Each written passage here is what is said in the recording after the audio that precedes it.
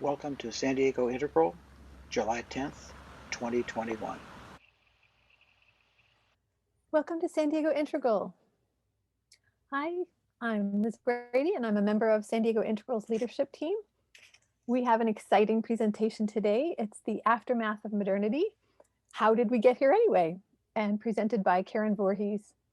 We'll begin shortly, but first I want to mention that we are recording this presentation. And if you'd rather not be seen on video, you can just turn off your camera, although we do like to see your faces. The link to the recording will be posted on the meetup event a day or two after this event. And also you can find all of our event info on our website at sandiegointegral.org. We're also on Meetup and Facebook, and you can get the links for Meetup and Facebook on our website as well. Please do join one of those groups. That way you'll automatically be notified when we have a new event posted. If you ever have questions or comments about any of the meetings, you're welcome to contact one of the leadership team through Meetup or Facebook. That's the easiest way. Next month, we'll be meeting on Saturday, August 14th. We're still working on the topic, so that'll be posted, but do save the date for that, Saturday, August 14th. And then before that, we have a special extra event this month. It is Saturday, July 24th, 11 a.m. Pacific time, 2 p.m. Eastern, or 6 p.m. Greenwich Mean Time. It will be Miles Kessler presenting The Evolution of Response, a developmental approach towards greater awareness, connection, and creativity in conflict. So that's going to be really interesting. And finally, we invite you to make a donation today to help support the meetings to cover web hosting and Zoom and all that stuff. We're all volunteers, so that helps us. You can make that on sandiegointegral.org. I just posted that on the chat. There's a donation page, so that'd be great. A few housekeeping details. If we have Q&A today, you're welcome to either unmute yourself when that's happening and just speak up, or if you're more comfortable, you can raise your hand using the raise your hand button that's down. If you're on a laptop or desktop, at the bottom of your screen, there's icons and it says reactions. Or if you're on a phone, you have to tap your screen to get to the more menu and it's under there. And then you can raise hand or you can click it again to turn off the raise hand. And we'll have a chat host as well to watch questions, so you can also type a question in the chat box. Let's see. Right after the meeting, we'll have an informal chat time from about 30 to 60 minutes for further exploration, Q&A, and all of that stuff. You're welcome to stay on for that. And we'll announce that when it's happening. Also, before we start the presentation, we'd like to take a moment to welcome newcomers. So if you're new, you can unmute yourself or raise your hand and just say briefly your name, where you're calling from, and how you heard about San Diego Integral. So yes, Joy, you can unmute yourself if you'd like. Oh, you're still muted. Joy, you're still muted.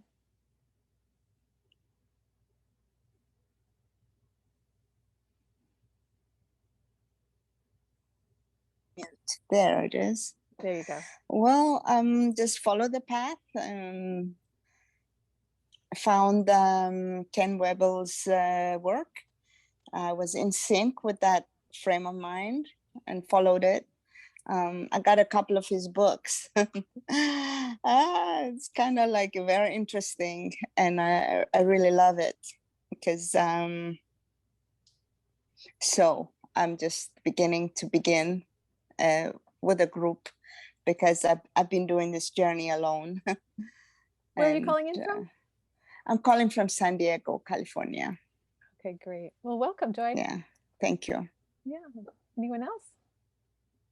I see Regis Chapman has his hand raised. Okay, go ahead, Regis. Hi there. Yeah, so I'm, let's see.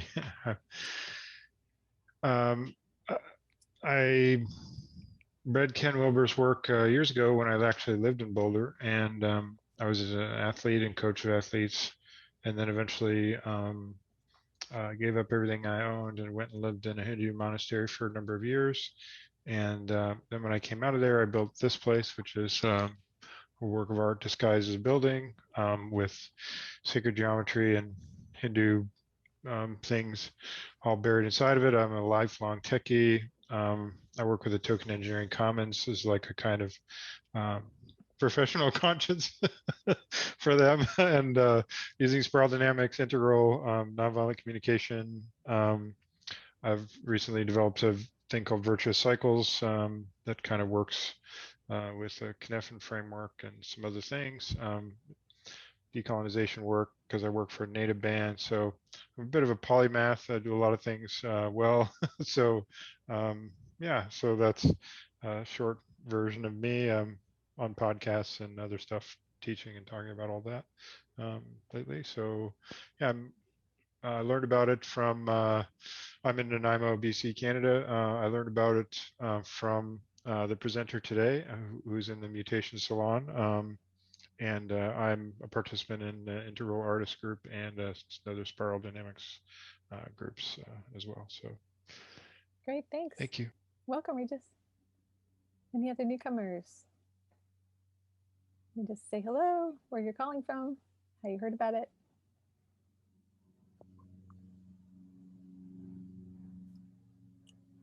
Anyone else new? Hello, I'm Veronica. I'm in the groups with, hi Karen, with Jeremy Johnson, and of course Karen and Regis, and I don't see anyone else right now. So again, that's how I discovered through Karen this San Diego group, and I look forward. I'm actually signed in for another talk in August. Great. So I'm very happy to be with you. Thank you. Thanks, Veronica. Where are you coming in from? I live in Washington, D.C. Oh, great. Okay, welcome. Who else is new?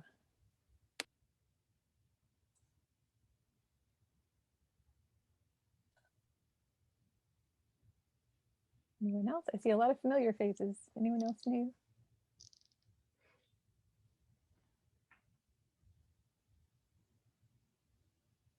All right. Well, on to today's topic. So today's topic, as I mentioned, is the aftermath of modernity. How did we get here from here anyway? How did we get here anyway? With Karen Voorhees. And Karen Voorhees grew up during the Cold War in Livermore, California. J.R.R. Tolkien's Lord of the Rings, published the year she turned 15, sparked a fascination with Western European Middle Ages that eventually led to a PhD in cultural history from California State University at Berkeley. In 1979, she landed a Fulbright scholarship to Germany to conduct her dissertation research. Always curious about spirituality, she began meditating in earnest during her 2 years in Europe. This triggered a life-altering discovery. There are dimensions of the good, the true, and the beautiful that extend far beyond the rational intellect. Karen finished her PhD, mostly out of stubbornness, and left academia to follow her spiritual pursuits and work for the nonprofit sector. She began reading Ken Wilber in 1983 and has followed his thought closely ever since. From 1996 to 2000, she was active in setting up and managing her guru's organization. From 2001 on, her time has been largely devoted to late life and end-of-life care for aging relatives and to her own creative work. Her modest ambition these days is to help take integral mainstream via visionary fiction that has mass market appeal. And with that, I give you Karen Voorhees. Thank you. Thank you all for showing up. I'm thrilled to be here with you. My presentation today springboards off that one that Tom Habib gave at the Integral European Conference 2 years ago. Tom's presentation included an integral take on the Italian Renaissance and its role in inaugurating the era of reason and science, modernity. And here we are. Now, myself as an academic in recovery and integral nerd, I was delighted when Tom invited me to chew into this subject further today. What intrigued me most about Tom's presentation was actually several of the comments afterwards. And this was the Integral European Conference, remember. These comments challenged the very validity of science and empiricism, which of course are key foundations of the modern world. One person in particular asked with great concern, how can we keep empiricism from being ideological colonization? Now, I thought Tom's reply was lucid, elegant, brief, more than adequate. I'm paraphrasing. Tom said that empiricism is one of a number of tools that we use in discerning the good, the true, and the beautiful. Beautiful. Without any of Ken Wilber's jargon, it got to it in ways that those of us who are Wilber nerds recognize, but you don't have to know anything about Ken Wilber to get the point. Even so, I found that this query kept resonating with me afterwards. Among the most urgent challenges we face in the world today in the wake of modernity is decolonization. This became especially poignant in recent weeks with the discovery of those 215 graves in Kamloops, Canada, on the grounds of one of the boarding schools that Indigenous children were forced into in what today we understand to be cultural genocide. In the face of some of the ghastly consequences of colonization, it is understandable that many of us are uncomfortable with any aspects of modernity, even to the extent of questioning science and empiricism.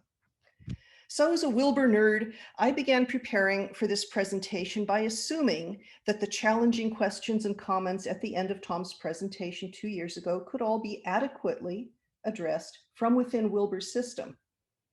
And I found that they could, at least to my satisfaction. But as I continued shaping my talk today, a deeper problem emerged that I didn't expect, one for which I did not find a ready answer from within Wilber's system. Those of you here who are familiar with Wilber's thinking know that it is developmental. It's based, among much else, on Piaget's essential findings in developmental psychology.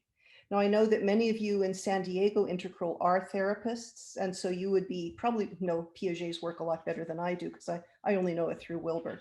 If you are not familiar with Piaget, don't worry, I'll be going into whatever details we need, I hope.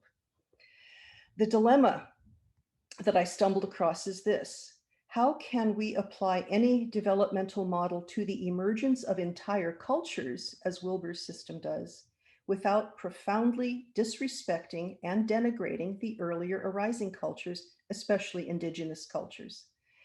The question seems abstract and theoretical when I put it like this, but the effects of this unquestioned mindset historically have been tragic on an immense scale. Witness the recently discovered graves of those 215 indigenous children at Kamloops. So here's my plan for the evening. I've divided my presentation into 2 parts. I will go on talking now for another 15 minutes, I hope not much more. I will present an integral take on the emergence of modernity as it arose in Western Europe and was then imposed on the rest of the world via colonization. We will dig a little bit into Wilber's meta-system for the insights it can provide us on how this all happened. This will be followed by small breakout group discussions, groups of 4, I believe. And then we'll all join again in the main group for about a half an hour, 20 minutes to half an hour of a general discussion, question answer, so we can all chew into it together. I'm dedicating as much time to the group discussions as to my presentation because I want to hear what you think about this. I know what I think about all of it. I want to hear your take on it. I want to know, how is this landing on you? So at 5 o'clock in 1 hour, we will stop the first part. We'll call time. We'll take a 5-minute bio break. And then I'll talk again for another 15 minutes or so. And again, we'll have breakout group discussions in groups of 4 and then a general discussion. So this meeting ends at 6 o'clock, and then there will be a social hour afterwards, which I will be staying for. I hope some of you do too. So 2 years ago, Tom Habib gave a presentation at the Integral European Conference featuring this image, and I'm going to screen share now. Let's see, here we go. This is a painting in the Vatican, you know, the headquarters of Roman Catholicism, by the painter Raphael, one of the greatest of the Renaissance painters. It's serenely beautiful, like all of Raphael's painting. Tom featured this because it presents the ancient Greek philosophers here in the center in this magnificent perspective, you know, the vanishing points coming down to these main figures, Plato here and Aristotle, who are the two main, along with Socrates, the three main ancient Greek philosophers, but they're all represented here. Pythagoras is in here, Euclid is in here, Diogenes. If you would like to know who more of these figures are, I've included a link to Tom's presentation. It'll be in the flyer that you can access in the chat box. He identified a great many of these. Basically, the ancient Greek philosophers, as rediscovered in the Renaissance, provided the foundation for Western science and empiricism. We wouldn't have had modernity without it, probably. Basically, the ancient Greek philosophers turbocharged the emergence of science and reason. Science and the scientific method really pretty much catapulted Europe from pre-modernity into the modern era, and we'll see that in more detail later. And out of the emergence of modernity, somehow Europe, a handful of small nations, were able to sail across the oceans of the world and colonize the rest of the world. Now, this entire painting, I'd like to dwell on it because it was painted in 1509, which was in some ways a halcyon moment for Europe. Colonization had barely begun. You know, this painting was painted in 1509. In 1492, Columbus sailed the ocean blue. Most of us learned that in grade school. So colonization had only just begun. And at this time, the Catholic Church was still pro-science. For a millennium and nearly a millennium and a half, the Catholic Church, the scholars of the Catholic Church had been the proponents of scholarly, academic, and scientific investigation. This is kind of the high tide of that moment. The Catholic Church turned anti-science in the wake of the Protestant Reformation. In this magic year of this halcyon moment, this beautiful, true, and good fresco, the Protestant Reformation was 17 years away. I think more or less 8 years away. It was in 1517 that Luther nailed his 95 theses to the church door in Wittenberg, and that touched off the Protestant Reformation, which was a horror show for Europe, 150 years of wars of religion. I mean, the onset of modernity was a disaster for Europe too. But somehow out of it, Europe emerged as a modern, basically modernity emerged out of the wars of religion 150 years later. So let's go back to, let's see, I have to figure out how to stop share. Here we go. So the glories of modernity are many, and they are so much a part of our lives that we tend not to even see them. Ken Wilber had a lot to say about, every era, not just modernity. Every era had its share of glories and its share of horrors. Some of the glories of modernity, before we get into the horrors, include the insistence on individual rights and the abolition of serfdom and slavery. I don't know, I mean, a lot of us don't realize that the whole concept of having individual liberty and individual rights is a creation of modernity. Before modernity, nobody was free. It wasn't even a concept. You were slotted in your hierarchical position, in the pre-modern era. That was where God put you. That was where you belonged. You owed your duty. You knew what your role was, and you did it. And then you got to go to heaven if you were good and recited the right dogma, right? The whole idea of the Declaration of Independence, we hold these truths to be self-evident, that all people are created equal, that we are endowed by our Creator with certain inalienable rights. Among these are life, liberty, and the pursuit of happiness. That was 1776. That was wild-eyed, radical, new on the ground in 1776. I mean, if you were in Europe and you pushed the idea of representative government too hard, you could get disappeared. I mean, the idea of personal liberty is one of the great blossoms of modernity. I don't think we want to lose it, right? We want to keep that one. The other one I will mention here is the extension of average life expectancy.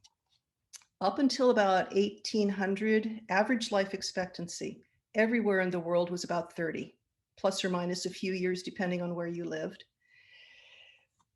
It wasn't until 1800 that average life expectancy in the luckier parts of the world started edging up. In only about 200 years, we have gone from global average life expectancy of about 30 to global average life expectancy of over 60, even in the poorest nations of the world, unless there's a civil war that's actively killing you off.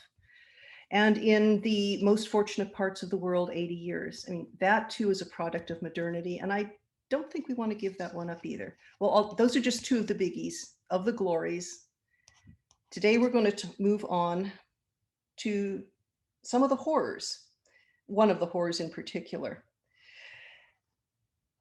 And they are in our face today because we are still exiting modernity. It just so happens that in this period, we are dealing with the leftovers of modernity. So this is where we are.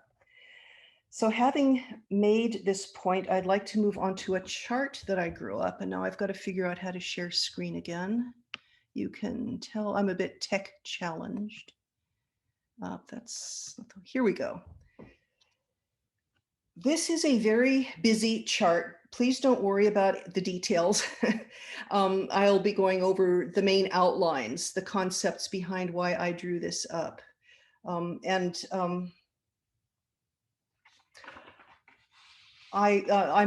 going to be posting this in the chat room. It's still a work in progress and it's a bit clunky, but you will be seeing some segments from it in the flyer that you'll have available in your chat groups. This chart was inspired by Ken Wilber's early book, Up from Eden. You'll find a reference to that book in the flyer in the chat box too, so don't worry about writing down references. It's all there for you. Up from Eden was one of Wilber's early strokes of genius. He's had so many. In this book, Wilber paired Piaget's stages of cognitive development with the eras of human culture, according to Gebser and other scholars, and he aligned them. And I'm going to remove my cursor on the left. I hope you can see this turquoise column on the right. These are Piaget's stages of development. And I'm starting with birth. And those of you who are developmentalists or developmental psychologists will recognize this. Around age 2, another kind of operating system comes online, pre-operational symbolic. And then around age 7, we go into concrete operational thinking. Around age 11, puberty, we go into formal operational. Don't worry about it if you're not familiar with this. What Wilber did was pair this with this column on the left, the eras of human culture and society, mainly based on Gebser, also many other scholars, starting at the bottom 200,000 years ago with the emergence of Homo sapiens. We have the lower Paleolithic, we don't know a whole lot about it. Around 500,000 years ago, we start getting upper Paleolithic, which start getting cave art, ritual burials, and so on. Around 11,000 years ago, agriculture, farming. About 2,500 years ago, we move into what's called the axial era, the great monotheisms, metalwork, coinage, and so on. Then we were talking about the emergence of modernity up here. About 150 years ago, we moved into postmodern, and now, lucky us, we are in another one of these lavender band transition periods when a whole new world order emerges, a new order of complexity emerges, and old orders start to break down under the stress. And that's why I put the lavender bands. That was my main reason for making this chart, actually. The lavender bands across represent the emergence of the next order up, the next order of complexity emerging. I drew up this chart because I wanted to test Wilber's theory. Do Gebser's eras really align with Piaget's stages of developments in individuals? And by golly, I filled in every one of these cells with a unique expression of human activity. So that brings me to across the top here, I chose 8 different areas of human endeavor and understanding: technology and energy, communication, transportation, economic systems, social political systems, cultural systems. Now, so far, these are all collective, but we get into the more interior apparatus, cognitive frameworks like custom versus law versus reason, core values like power at that Neolithic, the red barbarian level, might makes right, versus dogma and duty when the great axial religions, the great monotheisms come online, so to speak, dogma and duty, salvation through obedience. Then as modernity emergence, we start saying, but what's your evidence? You know, we start thinking for ourselves, and this does really correspond with Piaget's emergence of formal operational thinking. Basically, you know, I'm not going to go into the weeds with this here. My point is that I found a unique, discrete entry for every single one of these cells. I am convinced Piaget's stages of development in individuals aligns superbly with Gebser's human eras. Now, you know, those of you who are Gebserites note that I've broken down his mental into 3 sub categories, but it works.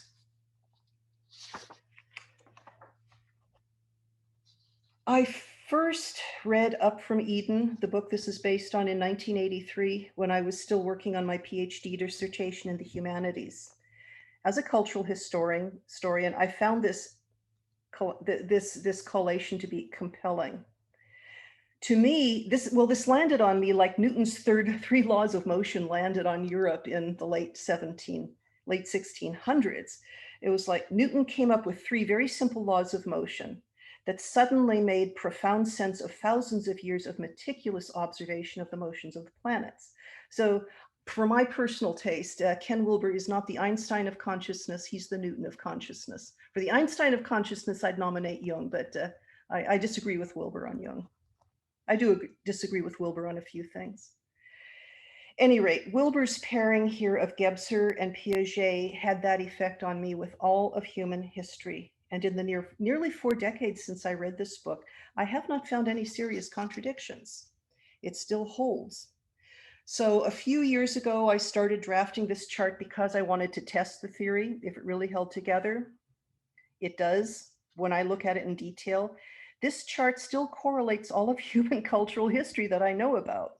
It even explains our culture wars here in the United States, but that's a whole other subject.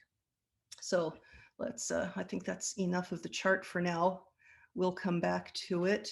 So am I on screen again here? You're seeing my face? Good, I did that right. Here's the thing. I've shown this chart to small groups 3 times before this. And all 3 times I have gotten a vehement objection that mirrors the reactions Tom got at the end of his IEC presentation 2 years ago. This chart is Eurocentric. It completely ignores non-Western and indigenous cultures. And it's true, it does. So I'd like to stop here for breakout groups. We'll break out into groups of 4 people. One of you will be handling that. After we come back from this discussion, I will carry this forward in the second half of this discussion of our program tonight, starting at 5. But for now, we will have, let's see, breakout groups of 4 people, so you can talk among yourselves about what I've said so far. And then after about 10 minutes, we'll gather again for a general discussion. So. Karen, is there a question we're trying to discuss? Yes, and I believe Kathy will be presenting that. Yes. So I've got the breakout rooms set up in the groups of 4, and one group has 5 in it. And Karen, so you'll be the 5th person, so you just leave that one. Okay. You'll have 10 minutes to discuss what most stands out for you from the presentation you just heard, and I'll be putting some scripts into the chat boxes into the different groups so you can see this. After the 10 minutes are up, we'll all be brought back to the main group. Then we'll have about 25 minutes for a general discussion, bringing back the questions or comments you might post into the chat box when you come back into the main room. If you want to leave the chat room early, you can leave early. So what's going to happen, you'll get prompts as we go in, but we'll just have the groups of 4, and for the first, each person will have a minute. Maybe what we suggest is for each person to talk for a minute about what most stands out for you about Karen's presentation. And then when all 4 people have spoken, you'll have the remaining 6 minutes for a group interchange. And if your group comes up with a joint question or comment that you all want present to bring into the main discussion, you can have one of your group type that into the chat once you're done. But we do welcome anybody once you get back into the main room to put any comments or questions into the main chat, and I'll pick from some of those for our group discussion once we come back. So does that pretty clear? So we'll give some guidance once we get there, so I can open the rooms and start a timer for the 10 minutes. Really enjoy each other's companies and have a great time discussing. See you in about 10 minutes.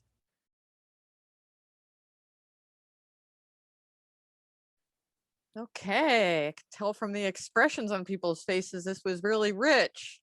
So if your group has come up with a joint question or comment, please have one person in your group type it into the chat box. Any meeting participant is also welcome to post their own questions or comments in the chat box.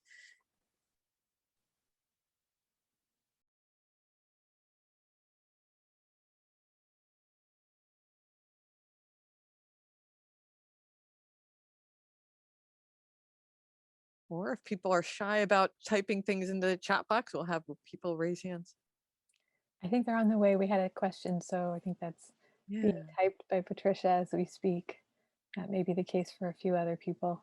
Yes, okay. Veronica, are you raising your hand? Would you like to unmute yourself? Oh, thank you. No, I just put something in the chat. Great, okay. Question.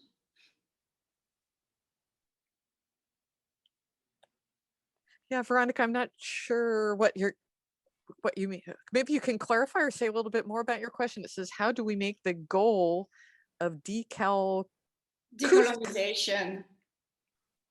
Oh, decolonization? Yes.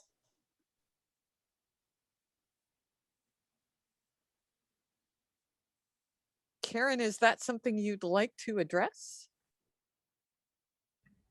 How do we make it conscious? I guess like by talking about it and thinking about it. I'm not even sure I know what that means. It's a very new concept to me. You know, people like Regis have been working on it longer. As we do like what we're doing now. Don't turn away. Mm-hmm. Look at it, talk about it. Mm. Natalie, you're raising your hand? Yeah, for me, decolonization has a lot to do with looking at history and recognizing how history has shaped my perspective today. I don't know very much about the philosopher Foucault, but have been starting to become exposed to his ideas. And I've heard how the Black Lives Matter and decolonization movement is using Foucault's ideas in that realm by means of so with, this is my understanding, with Foucault, we grow as we look back and see what I used to think was true is no longer the only truth. I think that's one of the things that's missing in postmodernity. We tend to like be more of a zealot, like, oh, I have this new truth. This is the new thing that I can apply all over the place. But part of decolonization is recognizing that that it's not only like not concrete, but that it's influenced and built by the history from which we came. And I'm not just creating it out of thin air for my own ideas right now. Yeah. In fact, yes, being aware that those of you who are familiar with Piaget, and Natalie, I believe you are too. I mean, every one of Piaget's stages of development has been achieved because we left behind an earlier stage. So actually, I think I'm going to show my chart again, if I can do this here. Karen, we got a request if it's possible to zoom in a little bit on it. I don't know if that's possible. Sure. Okay. Let's see if I People can. are excited about it. Yeah. So this is Piaget on this side. This is not moving. Let me see if I can move this over. That's the problem. It's so big. Ken Wilber loves to quote Robert Keegan. The subject of each stage becomes the object of the subject of the next stage. And that comes to what Natalie was just saying, that we have, if we are operating, I presume those of us who are here are operating at least here at Piaget's formal operational level. We're probably up here. I think Piaget was starting to talk about a next level up that would correspond to postmodernity, existentialism. And we have no name for the integral level here. The point is that we have already left behind at least 5 former ways of understanding the world.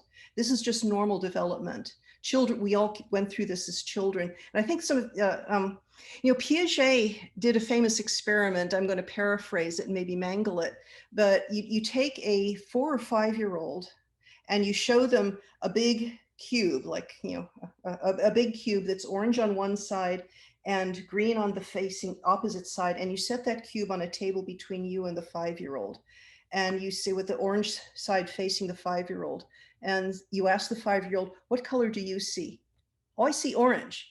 And then you ask, what color do I see? Oh, you see orange. Every 5-year-old, even if they're going to grow up to be Einstein, will give that answer. They cannot comprehend that there's another perspective. But somehow when they meet that magic age around 7, grade 2, you ask an 8-year-old the same question and they'll say, oh, will you see green? Of course. You can ask that same child the question 3 or 4 years later and they'll get the right answer. If you show them a video of themselves at age 5 saying, oh, I see orange, you see orange, they'll say, no, I would never have been that stupid. I think the point I'm working toward here is that we have all gone up through at least 5 different stages of cognitive sophistication. We had to leave behind an earlier one in order to go up to the next one. And I follow Wilber on this one. Wilber calls these first 6 stages tier 1, first tier. Up through all these stages, including postmodern, we really don't see that other perspectives than ours can be valid. I mean, if I'm right, and I know I'm right, and you differ from me, you must be wrong because I know I'm right. It's the 6 blind men and the elephant. This is true of every stage in tier 1, unless we're messing with them, including postmodernity. The postmodernity has its glories, but it's still at that tier 1. It's at the top of tier 1. As we merge into the transrational, I'm going to move this over here, into the integral era, we're not just starting a new era on Earth, we're starting a second tier, and that's very important. Now, with the emergence of a 7th stage of cognitive complexity, we can see that I can have a point of view and you can differ from me materially, but maybe you're on the other side of a mountain. Maybe what you're seeing is just as valid for you as what I'm seeing for me. That with integral, we have the capacity to enfold all of these in a larger whole or whole-on that allows for the relative truths of each of them. So really, I guess I'm going to summarize and say, I see this as we go up each stage, we see that what we thought was absolutely true turns out to be only relatively true. The absolutely true is now the new level I've just gotten to. And then we have to leave, oh, that was only relatively true. Now there's a new absolute true. And I hope at second tier, we can recognize that at best we only know relative truths. So I better stop talking there because I'd like to hear if anybody else has anything to say. We have a couple other questions in the chat. Okay. Elliot asked, how does this map of the past point us forward? Knowing that the future is unknown, how do we make use of the map into the past? Yeah. Yes, because if we don't know history, we're doomed to repeat it. This chart actually was to look at the past. I have not separated out this 7th stage as a new tier. I'm very much about looking into the future. But if we understand how we got where we were, I think we are far better equipped to move forward. And I am very optimistic in the long run.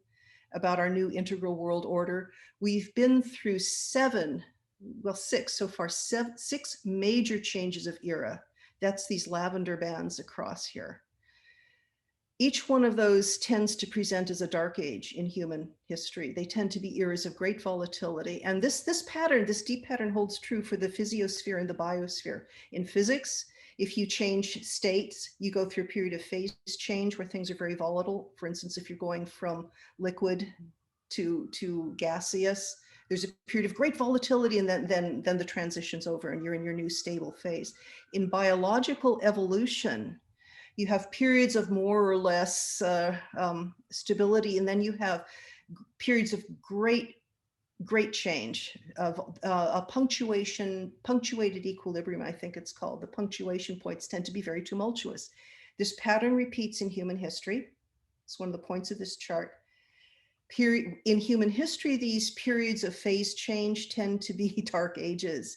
A new order is emerging, and the old order is breaking down under the stress of these new systems that are only just forming.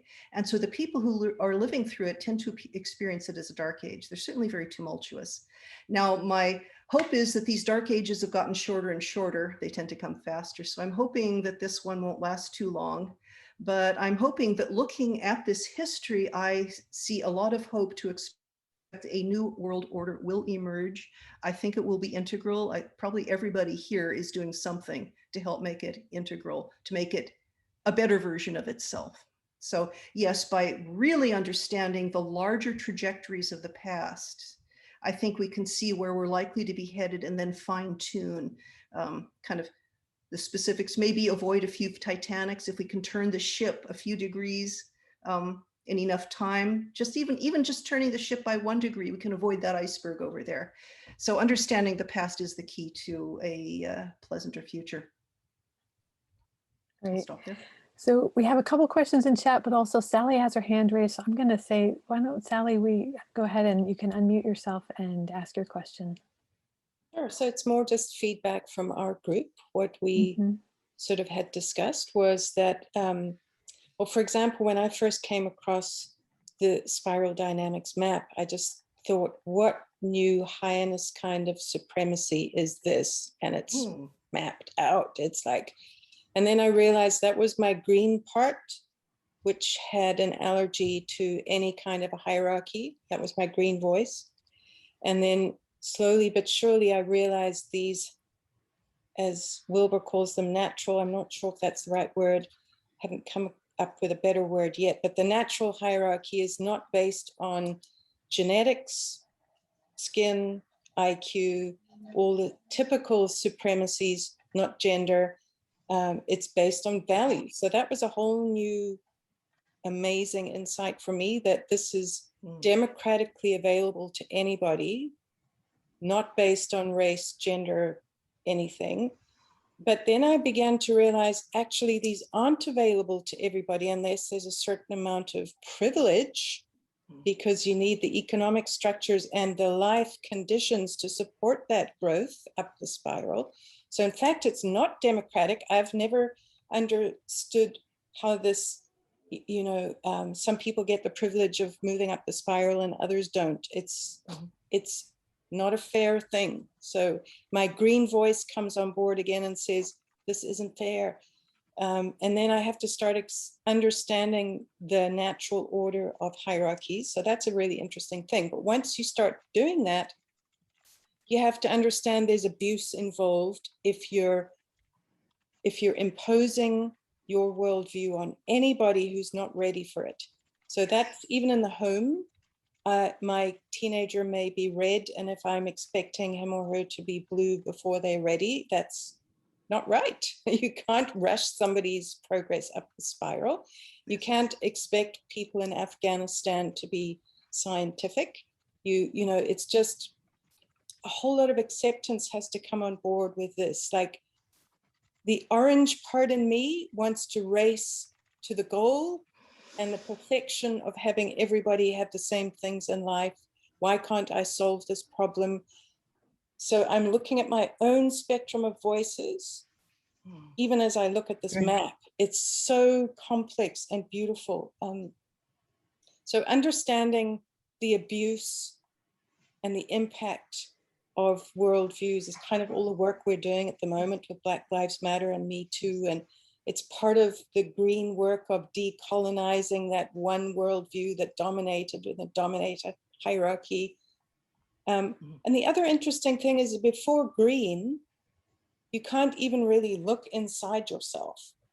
So until you can see your own interior, which in itself is a cognitive sophistication, you can't see somebody else's interior. So it's not possible to do multiple perspective work or cross-cultural work at any depth until we've got to green. So I have to accept that. Like, I want to rush everybody to be multi-perspectival. It's not going to happen until people are at green in their own time. And they won't get there until their economic life circumstances support them. So there's a whole lot of letting go I have to do when I understand this map. Yeah, I think that's kind of summarizing and adding a few things to what our group was talking about. Thanks. Thank you very much. Yes, and this is one of the glories of green, to say that the privileges that I have as an affluent modern person with access to education, a comfortable lifestyle and all this, it is not acceptable that this is, until I cannot accept that it's not available to everybody who wants it. This is the glory of green. Previous eras did not have that. And this is one of the crowning glories of green. But then to let go again, and that's when we move up into the second tier to say, but if somebody else is at one of these earlier stages, that's okay. I don't need to force my greenness on them. What I am called to do is help everybody be the healthiest version of exactly who they are right now. And so that's how I tell myself, what I tell myself would be an integral approach to it. But yes, we've got our work cut out for us. I mean, we've got a world to rescue. Hey, yeah, that's a bit inflated, but hey. So a quick little point. We're right before 5. So Karen, I figure it's a good little place to let you know we can take our bio break at this point. We do have some more questions. What do you prefer? Okay, let's take one more real quickie. I don't know about it. Go ahead. Is a quickie? Okay. Oh. Joy, did you? I've seen some. You know what? I have a question. How is it that possible? Like, I found this in the internet and the group been around for a long time. How is this not reaching as many people so they can focus outside their culture into what is beautiful, what is honest, and what is good? You know, I mean, it seems like that's a universal need, but how do people get to know all this? I mean, they have the movement is there, but you know, the solution is missing. I mean, there's the fire is there, but the answer is not coming in and quenching their thirst into movement, you know. So all movement seems to be in fire, in fights. It's not in love, kind, what's beautiful. So I don't know, I'm confused, I'm new, so I'm there. I'm open to something that would work for all this, because it's a knowledge that needs to be acquired, you know, in order to cross the bridge. Yes. So we will cross it together. Okay, I like that. We'll cross it together. Yeah, because it works, you know, if you just all focus on what is good, beautiful, and honest from every aspect, you know. Yes, we will cross the bridge together, seeking the good, the true, and the beautiful. Thank you. For the whole world, for the whole world, for everyone, for all humanity. Nothing less will do.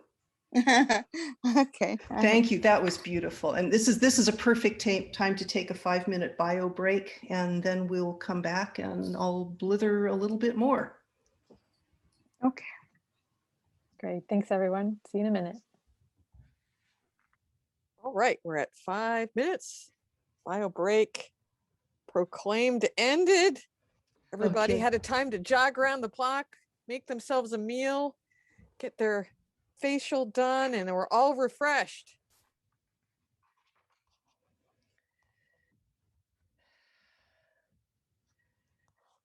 Okay. So shall I take it away again? We're ready for round 2 with Ready for round 2. So we are going to start with that chart again.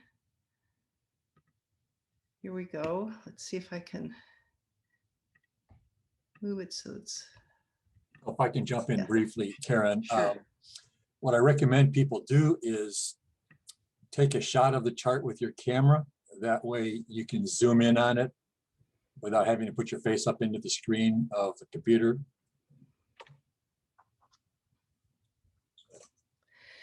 Okay, so where we left off, it is absolutely true. The top 3 tiers of this chart are Eurocentric.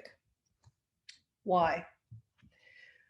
One of Wilber's assertion is that each of these stages, both on the human era side, he was emphasizing the Gebser human era side, each one of these stages is about 10 times more powerful than the stage before it.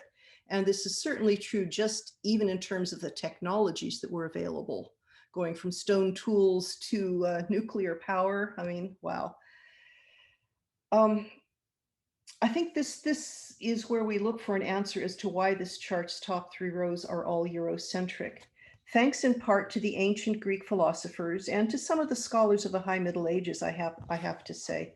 Europe just happened to be the first region of the world to manifest this 5th new order, this new emergent order, which we call modernity, which was 10 times more powerful than the one just before it, which had been 10 times more powerful than the one before that.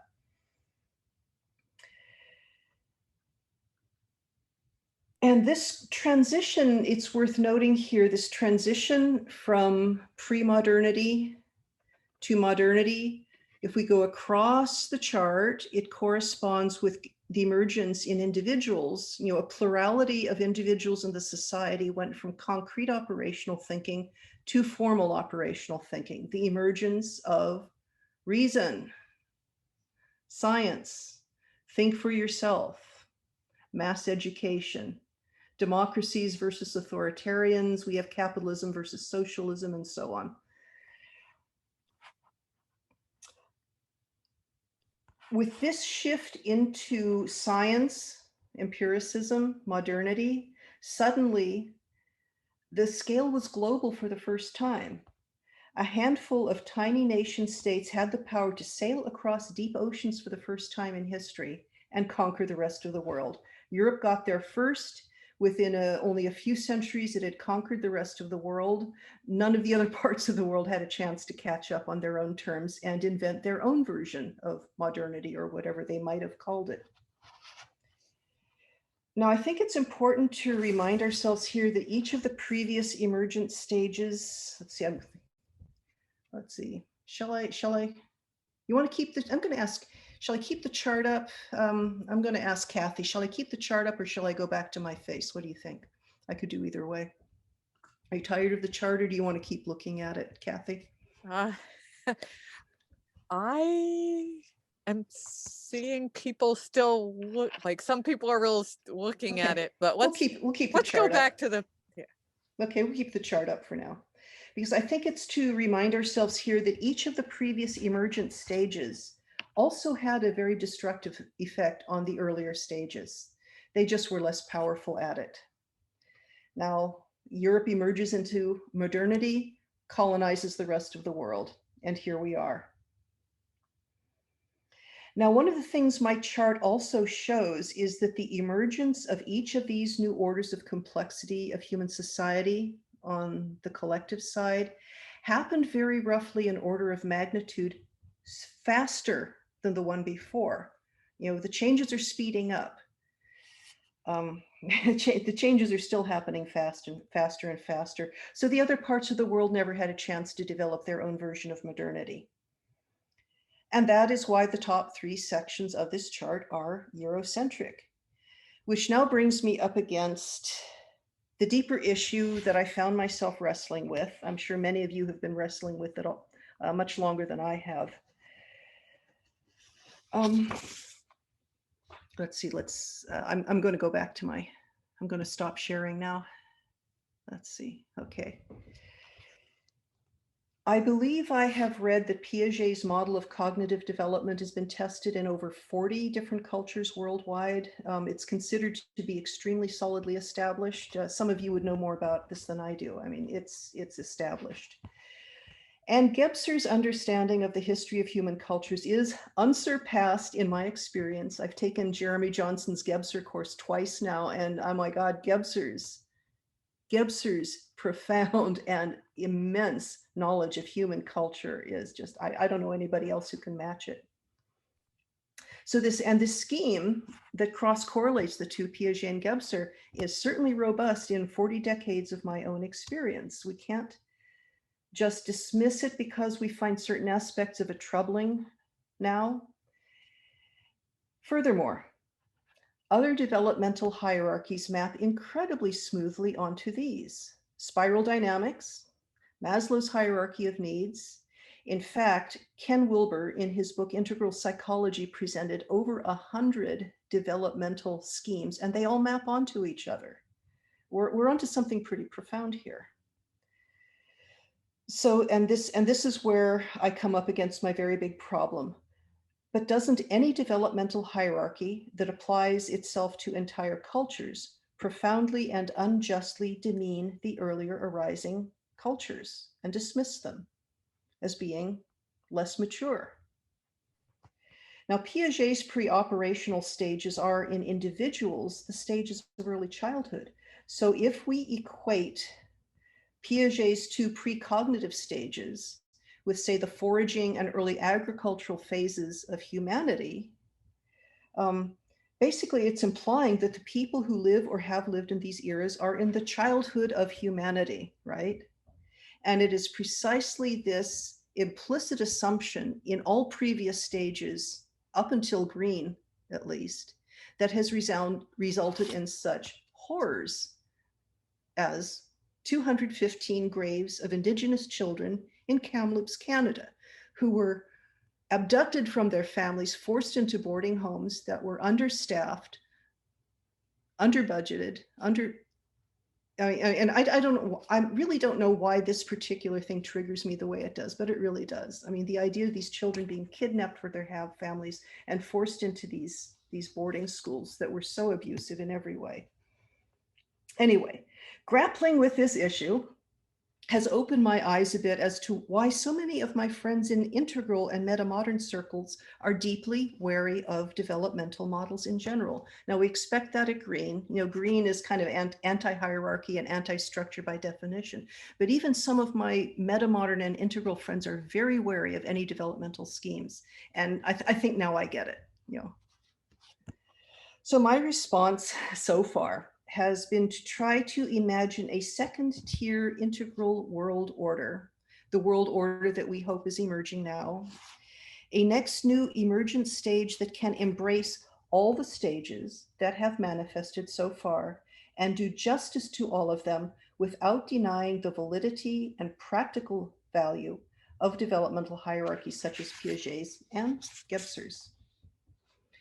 Around the time I began grappling with this, some weeks ago, a recently published book named Sand Talk came to my attention, and that's referenced in the flyer in the chat box, so you don't need to worry about writing it down. The author is Tyson Yunkaporta, who was born into one of the indigenous nations of Australia, and he's lived their traditional lifeways as a forager. He also has a Western education and seems to function at a high level in our intellectual forums. I came across him in Jim Rutt's Game B network. Mr. Yunkaporta may be uniquely qualified to help us here. In his book, Sand Talk, Juncker posits that indigenous peoples who have kept their traditional life ways have not lost their lived experienced conscious connection with the natural and spiritual aspects of the world. Therefore, he posits, they have a capacity for intuitively grasping patterns in systems of very great complexity at high levels of abstraction. He further posits that they can do this in ways that can help all of us today find skillful solutions to the wicked problems that we face in the wake of modernity. Also, the book's a very good read. I highly recommend it. Now, being an intuitive type myself, I think I'm an INFJ in the Myers-Briggs typology. I find Juncker-Porter's approach very appealing. It makes sense to me. Yeah, that's how intuition works, or I see how it could work that way. And this is as good a time as any to point out that my chart is only a mental map. Furthermore, it's a brutal oversimplification of an incredibly complex, nuanced, and dynamic reality, all of human history. In fact, any taxonomy we come up with, no matter how accurate and helpful, is only a conceptual map. It's not the lived, embodied reality. The map is not the territory. I think this should be an integral mantra, you know, the map is not the territory. The map is never the territory, but maps can help us navigate the territory. And given the kind of territory we are facing now, with all the wicked problems facing us in the wake of modernity, we need the best goddamn maps we can get, excuse my French. And I don't know of a better map than Wilber's metasystem, personally. So I'm going to get a little playful here. If my chart is only a map, what about the lived reality? And let me see, I'm going to screen share this. It's not coming up. Where is it? We see what looks like a 3D sculpture. Yes, a 3D sculpture. That's what I want. This is a Calabi Yau manifold. And as I was groping around for some way to tie off this presentation, I came across this in Jeremy Johnson's Wednesday forum just a few days ago. Thank you, Jeremy, if you're here. This is a two-dimensional representation of a membrane that folds back on itself through many more than 3 dimensions, you know, either 8 or 10. This was created in the course of the development of string theory, which is a theory in physics that posits that there are 10 dimensions to existence. There's a whole lot of math that I'm a humanities nerd. I don't do the math. But apparently the physicists came up with string theory that accounts for all of the known forces in the universe. It even can account for gravity and quantum theory together, which, you know, is one of the great quests of physics. We can have a bunch of theories that describe everything, gravity and quantum mechanics, but there have to be 10 dimensions according to the math. Well, what's wrong here? Now, when I heard about this like 30 years ago, I said, yeah, I've been meditating 10 years. This is starting to sound real to me. 10 dimensions, why stop at 10? And in fact, some versions of string theory say, no, they're 11. And some say, actually, there could be 26. You know, my money's on 26, but what the heck? My point here, I'm just having fun. My point here is that this image conveys how different layers can fluidly curve in and out among themselves through multiple dimensions, so that one point on any layer might sometimes be in intimate contact with a point on any of the other layers. And this transdimensional fluidity is more in line with the kind of intuitive understanding I want to have of the stages in my chart, that any of the levels can be in contact with any of the levels, because consciousness is fluid. It is dynamic, even in Wilber's stage structures, for those of you who know Wilber's system. Even in the stage structures which manifest in a very specific series, always, consciousness in them is still fluid. I am in fervent agreement with Gebser here, and indeed with all the world's wisdom traditions. The totality, the ever-present origin, whatever you want to call it, is potentially present at any specific point in the manifested universes, and it can actualize in all sorts of unexpected ways that our mental maps cannot account for. Always remember the limitations of our mental maps.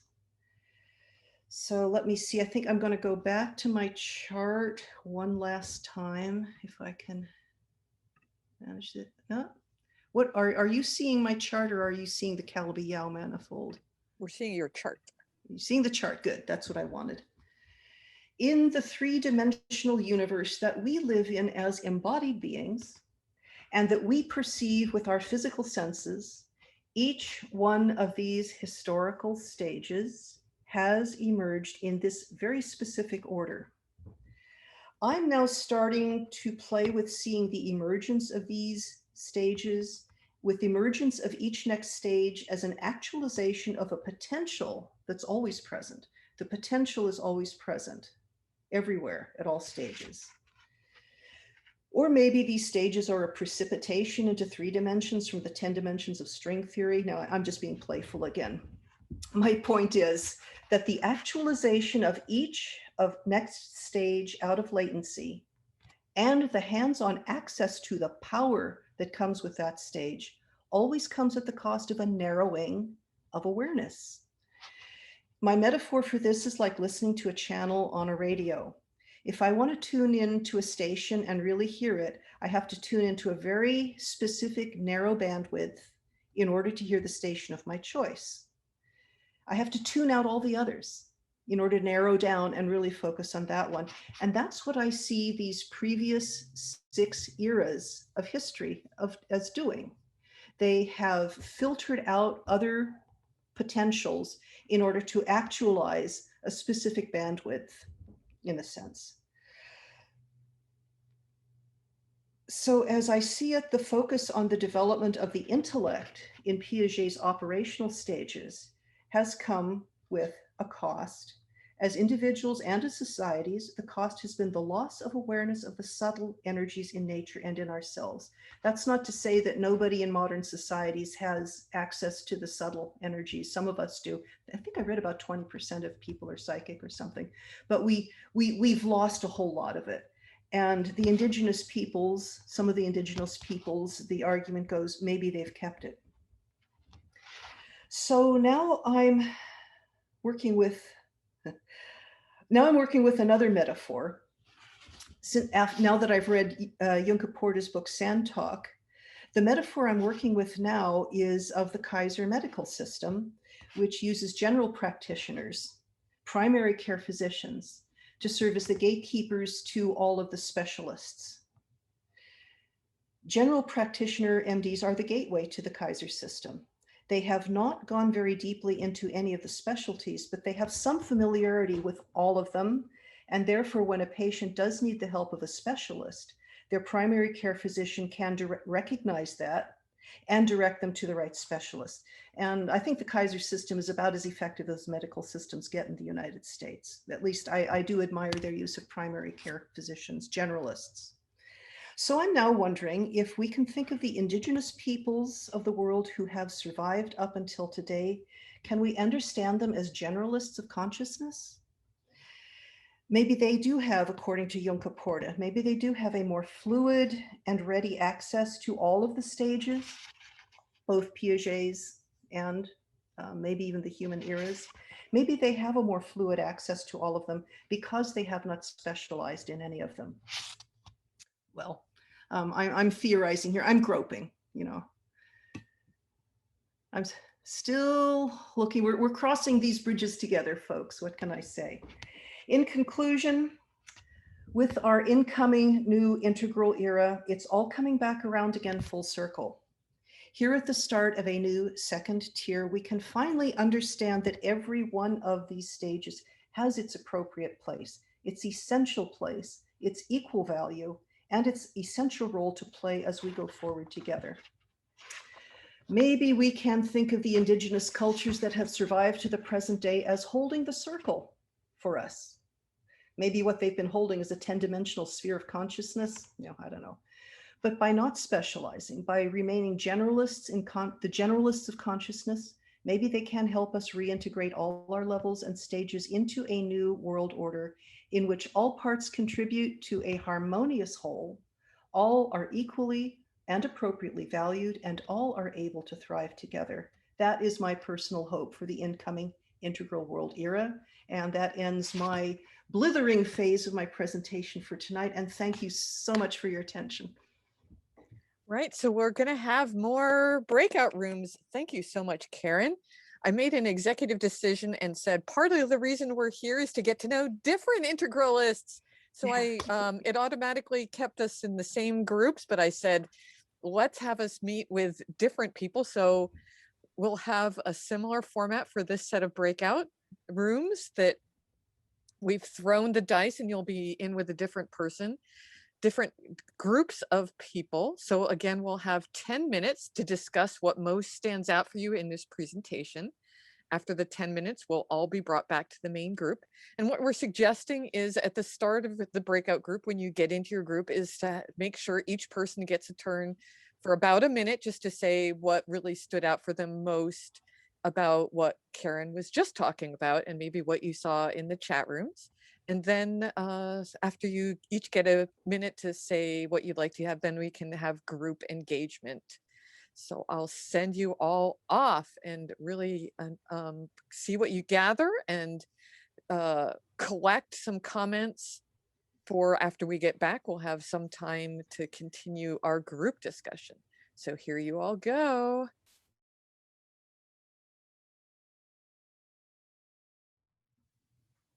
Alrighty, how was that? Let's see how that, people are smiling. I see thumbs up, see a lot of contemplative expressions. There's been a lot of subtle energies and intellect exchanged. So again, I'll invite anybody that would like to. We've got maybe 15 minutes or so. I see Sally raises her hand, but anybody that would like to type into the chat or raise a hand. I wanted to just, sorry, Kathy. I just wanted to mention before we go too far forward, some of the things that came up for our group were actually also questions in the breakout chat prior. So we might want to come back and revisit some of those. And in the name of time, I'd ask that when you share, try to be succinct, y'all, so we can hear from the most number of people. And with that, Liz, why don't you say something that came up in your group that I would love to defer to Ben. Remaining from that earlier part. I would love to defer to Ben because he was saying, I think so well we were saying, but I know Sally has her hand up, so I'm thinking, why don't we do Sally and then Ben, and then Tom just raised his hand as well. That's good. So go ahead, Sally, you can unmute yourself. Yeah, I had a brief idea, because I love what Karen's saying about celebrating what the Indigenous folks bring forward.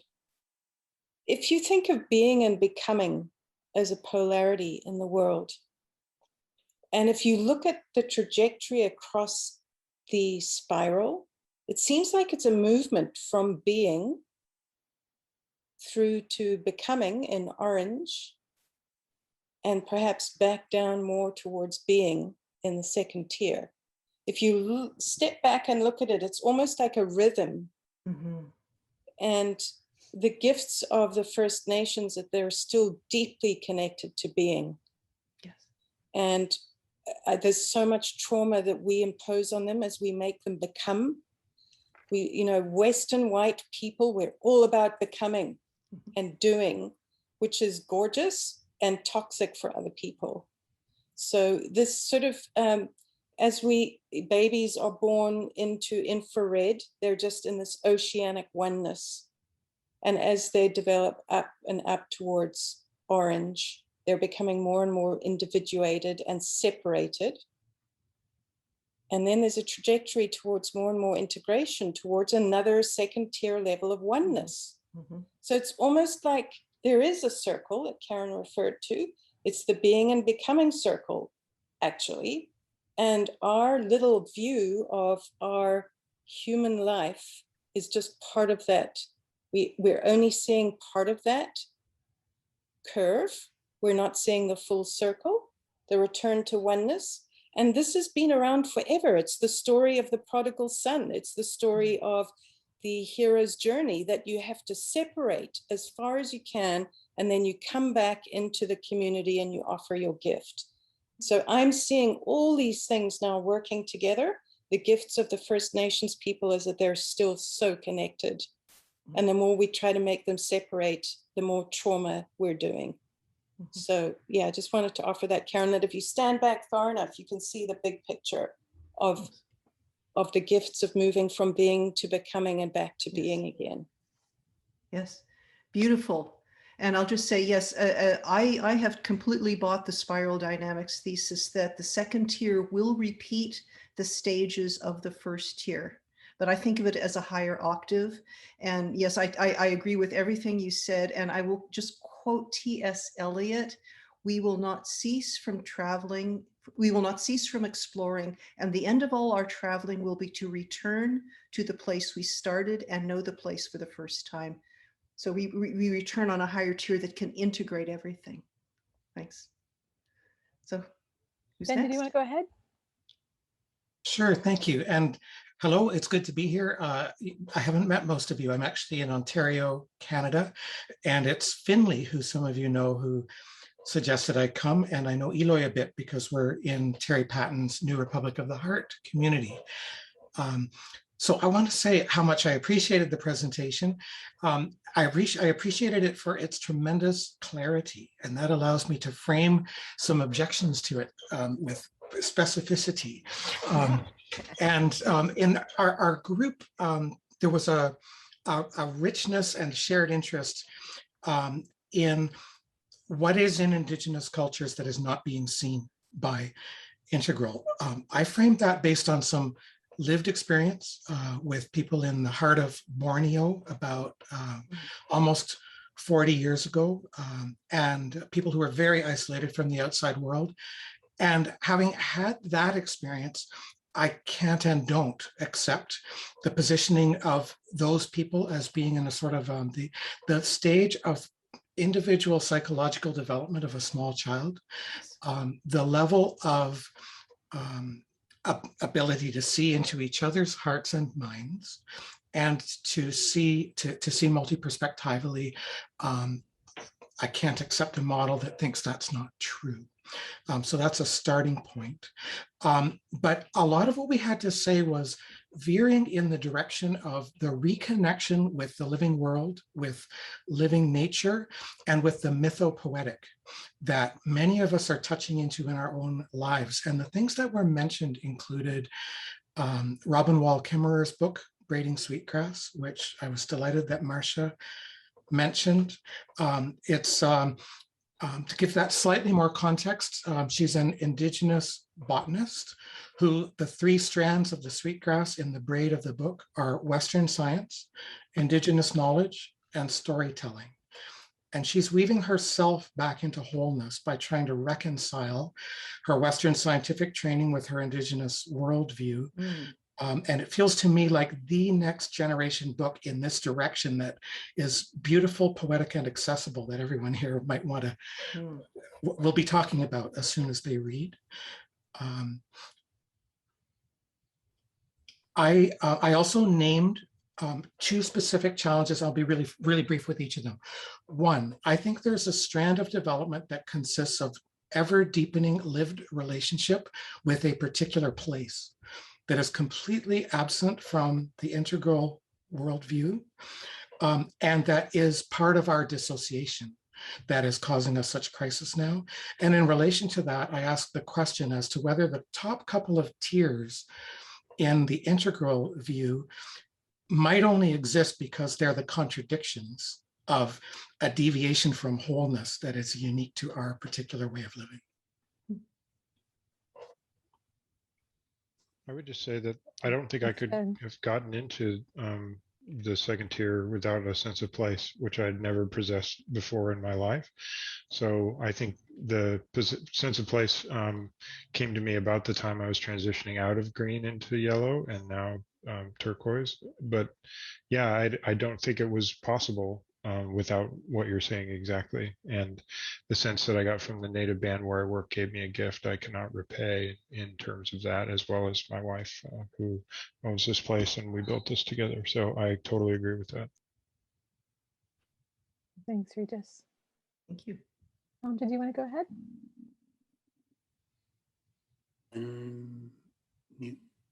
Okay.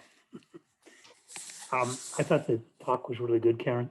But what I noticed is we drifted from modernity and some of the questions it raises for our truth claims. And then we went into postmodern and we got really deep into inclusivity.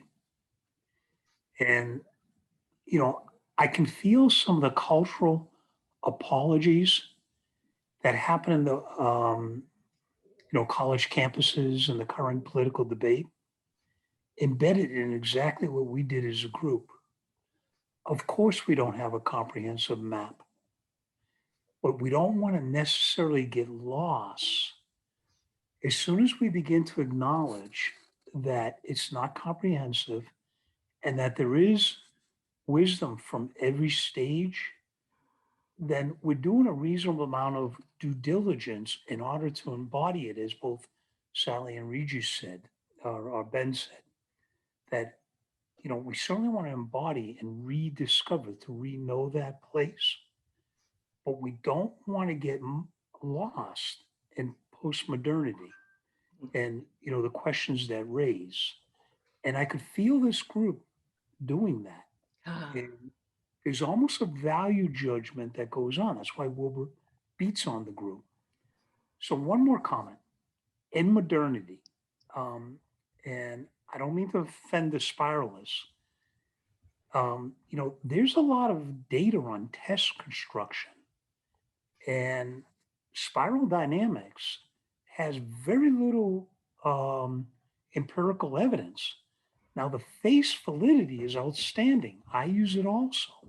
Face validity means it seems to be true. But anything like the construct of concurrent validity, the data is terrible on it. And that's why we need the empiricism of modernity in order to establish the validity of our truth claims. So that's just my reaction. Karen managed to stoke a lot of issues, both in modernity and postmodernity. And it really does reflect where we are as a group as we struggle with this. Thank you. Great, thanks. So go ahead, Cindy.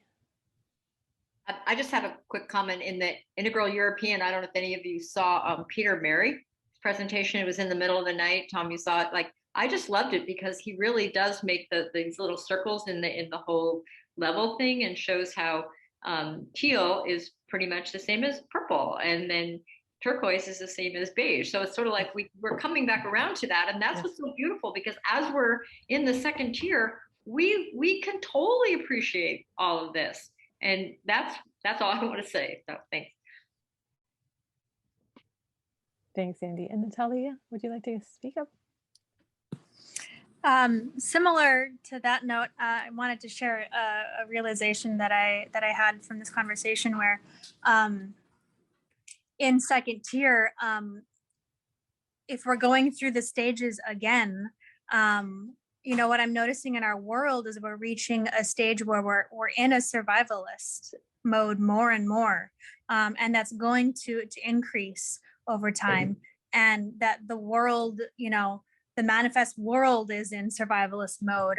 In modernity, the manifest world, we were able to access all of these resources of the world and do something with them, but now we're going to have to go through the same thing in relationship to the world from second tier. And like wow, okay.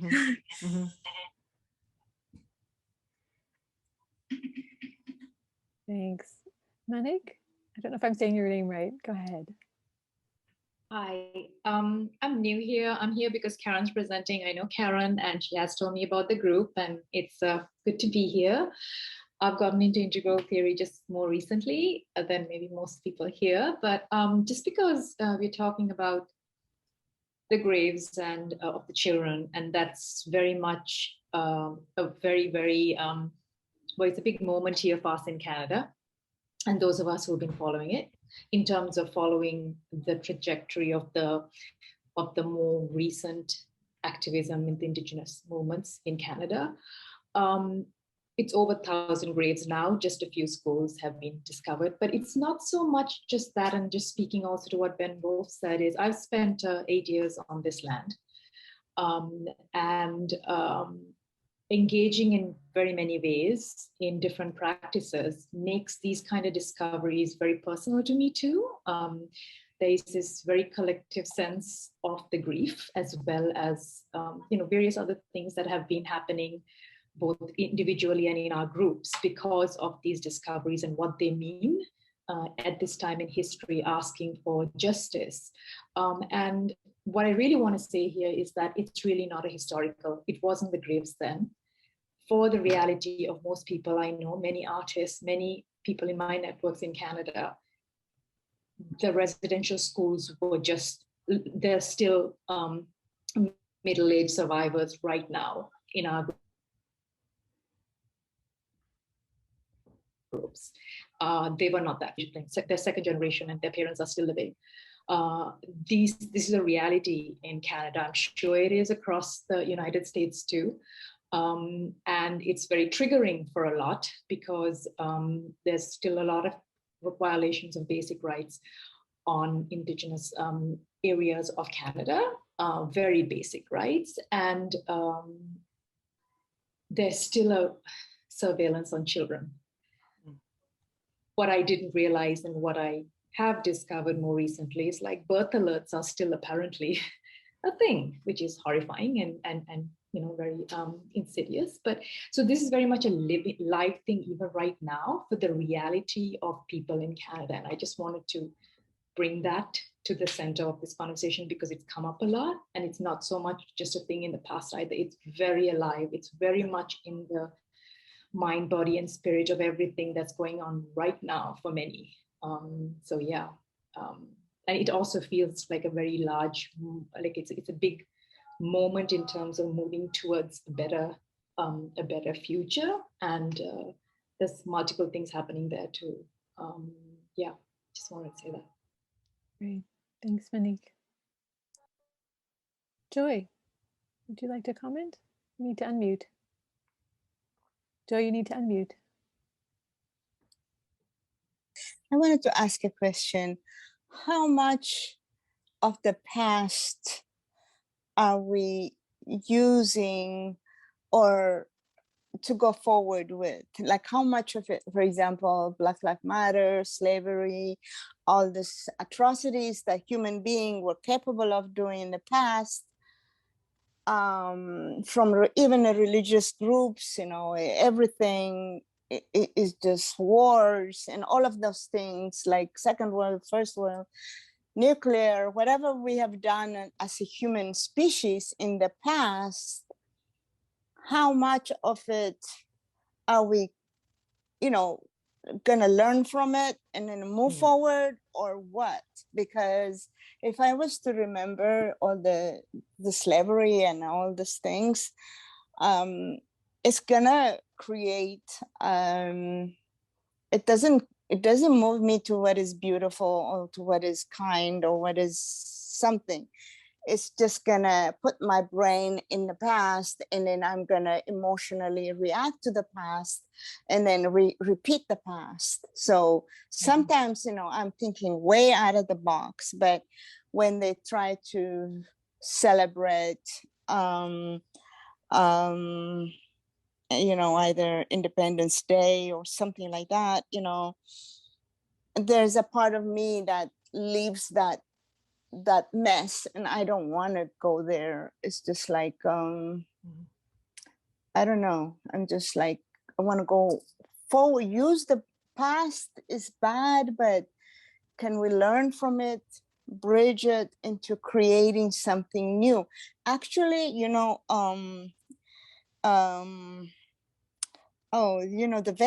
Vietnamese people did that. The Vietnamese people, they had a bad Vietnam War, And now they start working with the United States. And then somebody was asked, how can you do it? Because you had a bad war at that time. And the people leadership said, we close that chapter and move forward because we'd rather have a good future with the United States than remembering the Vietnam War and all the atrocities that happened and separate from the United States. We move forward. Okay, that's in the past. How do we go forward? You know, because where I come from, everybody's fighting. Somebody did like 200 years ago or 300 years ago or yesterday, and then not moving forward to anything beautiful, anything kind, say, oops, I'm sorry, I won't do it again, and then come back. I don't know. It's sad, but I don't know. I want to focus on a bridge. Let's let Karen address that, because that's a good. I want to get a bridge to go forward with whatever mess we've done. I'm so sorry if I'm long-winded, but I'm new and I've been in my head for so long that, you know, Karen, I'm expressing. Oh, so many of us are feeling this, Joy. And it's a balance. It's always a balance. I mean, when we've been wounded, we need to heal. And to heal, we need to revisit. And, you know, a lot of people in this San Diego group are therapists. So I think one of them might address this better than I could. But then we also look forward with hope to a better future. And as we understand the past better, we understand which bridges we want to cross moving forward and which we don't. So understanding the past and the trajectory of the past is part of choosing a path forward into a better way of life. And as we're able, only as we're able, then we step back and heal, because the trauma has to be healed. Sometimes we need to set it aside, but then when the time is right, we come back and heal it. Otherwise, it goes with us as dark, unhealed energies in ourselves and in others. So there's a balance of all of the above to be struck, and having the discernment to know when to do which. And there are a lot of good therapists in the group that can help us with it, maybe.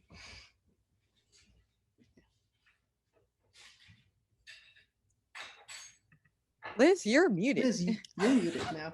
But I think she's trying to end the meeting. So I clicked it and I missed the mark.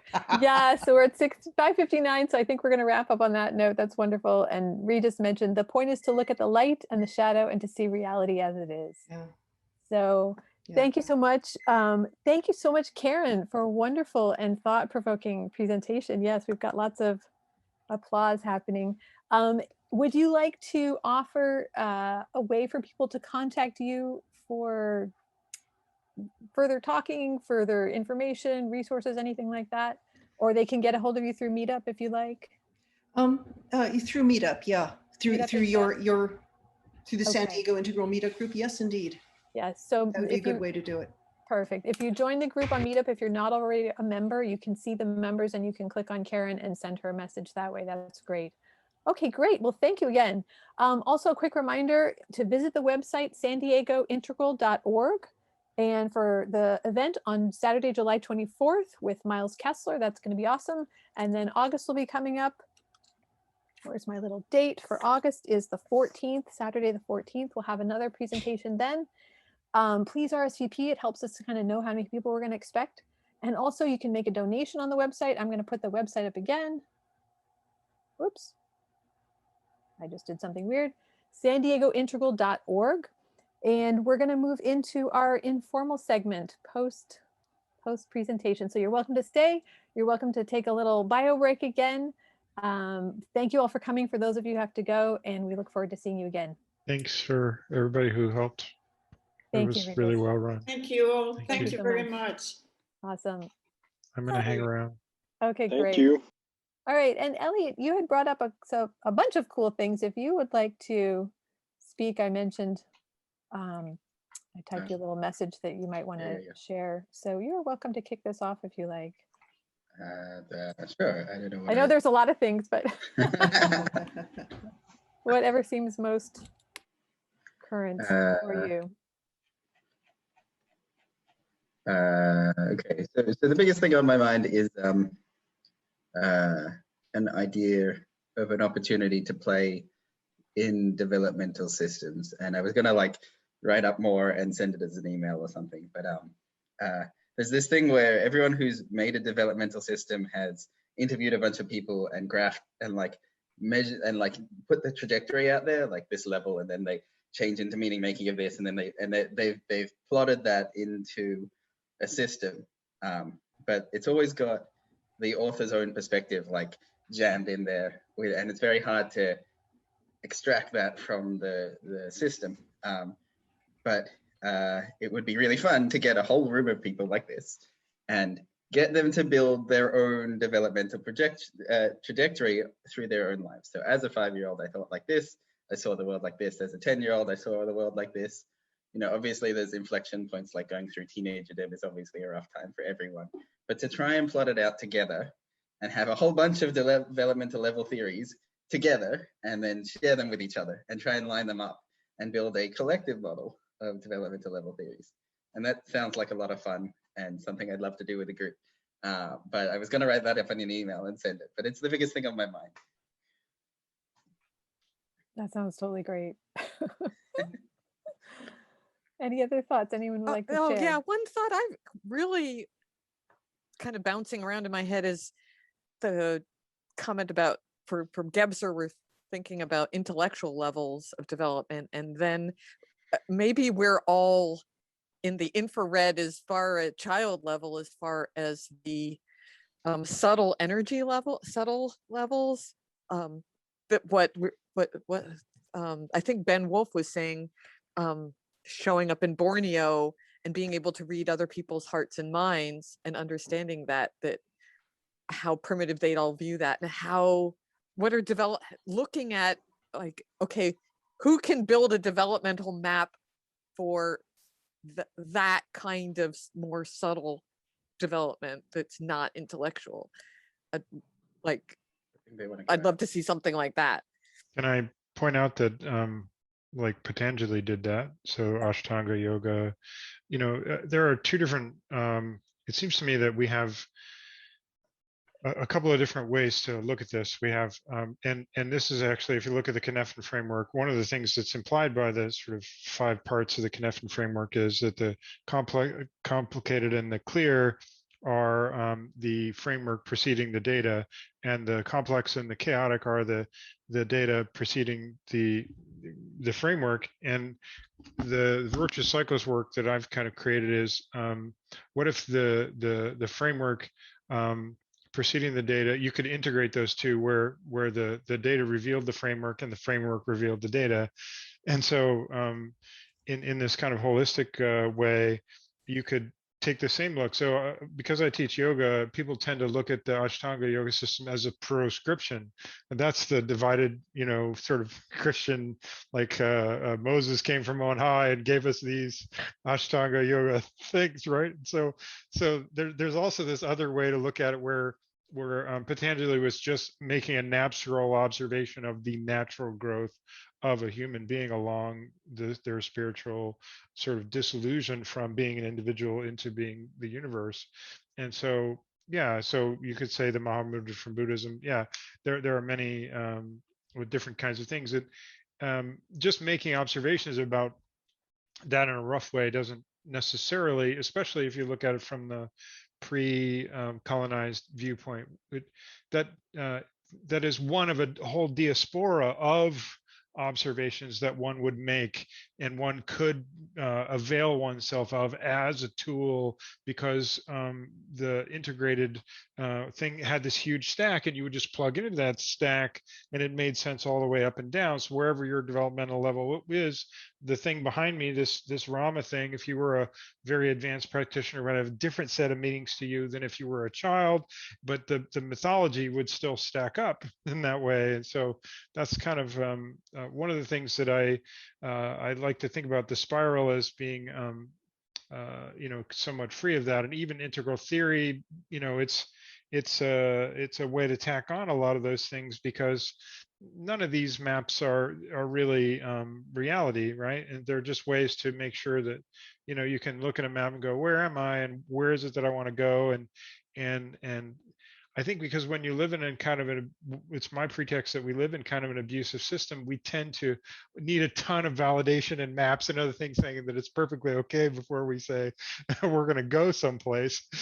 You know what I'm saying? Like, but if we lived in an existing integral system where all those things were already, the diaspora was just available and by default you had permission, then you wouldn't necessarily have to rationalize your way through all of this stuff like we tend to do now. So that's my observation, is that we have these two different ways to kind of look at that. Did you say that? I think you said Cynefin. What was the? Yeah, Cynefin is Cynefin.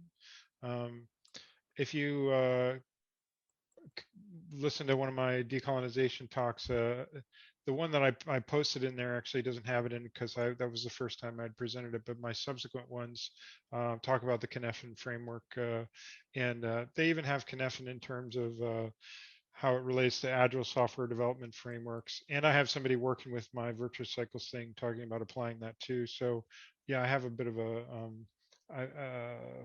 I'm eager to stitch maps together is what I'm really into. Great. And it's in the chat. Elliot just put it in the chat. Thanks,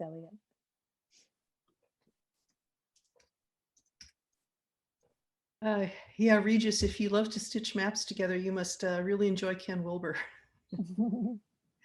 I just felt to comment listening to these that one of the issues we're facing here is that the traditional Hindu and Buddhist and Chinese and indigenous other cultures know perfectly well that subtle energies exist.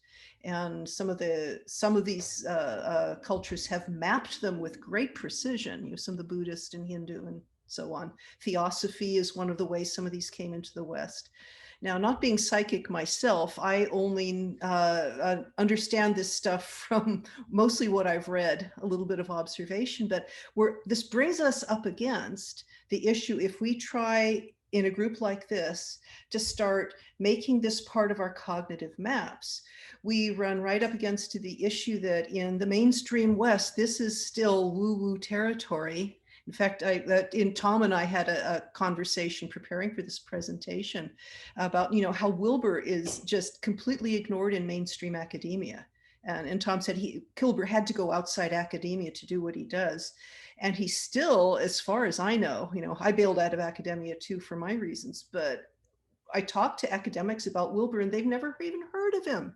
Religious studies people who've never heard of Ken Wilber in mainstream academia. I mean, it's like, he doesn't exist, he doesn't exist, he doesn't exist. And I think it's the spirituality. I think the Western mainstream society is not ready to look at these things. So if we want to start including these aspects of existence in our maps, and I think we need to just recognize what we're up against here. Yeah, I think academia is still coming from a very orange structure that wants hard data and objectivity. And when Wilber starts talking about mysticism, he's completely shunned. And mysticism is a second tier value and quality and way of being. So if our academics are still stuck in first tier, and for example, my PhD had to quote Wilber, and I was told by my entire committee, if you include Wilber, we're not going to pass this. You have to cut him out because A, he doesn't have a PhD in anything. This is the way they think. It's like, what? Wilber's like this great thinker and you can't even see it. So there's a real problem here, because if we're still, as Tom said, using that as our validity claim, if academia is our ultimate validity claim, we're in deep trouble. Because they're lagging way behind second tier thinkers. Mm-hmm. I bumped into this recently with a friend, a newer friend, who's working on a PhD on encyclopedic desire, which I hadn't really heard of, but it's sort of this idea of the whole collective of knowledge and philosophy, and as it relates to literary modernism, which I didn't really, again, this is sort of outside my realm of specialty, early 20th century, and he'd never heard of Ken Wilber either, and I was kind of floored and said, well, you should come to this meetup soon, maybe. But yeah, I think there's stuck thing on awareness, for sure. So on a positive note on this issue, even though I agree with Karen totally, spirituality is almost as bad as UFOs for academic death.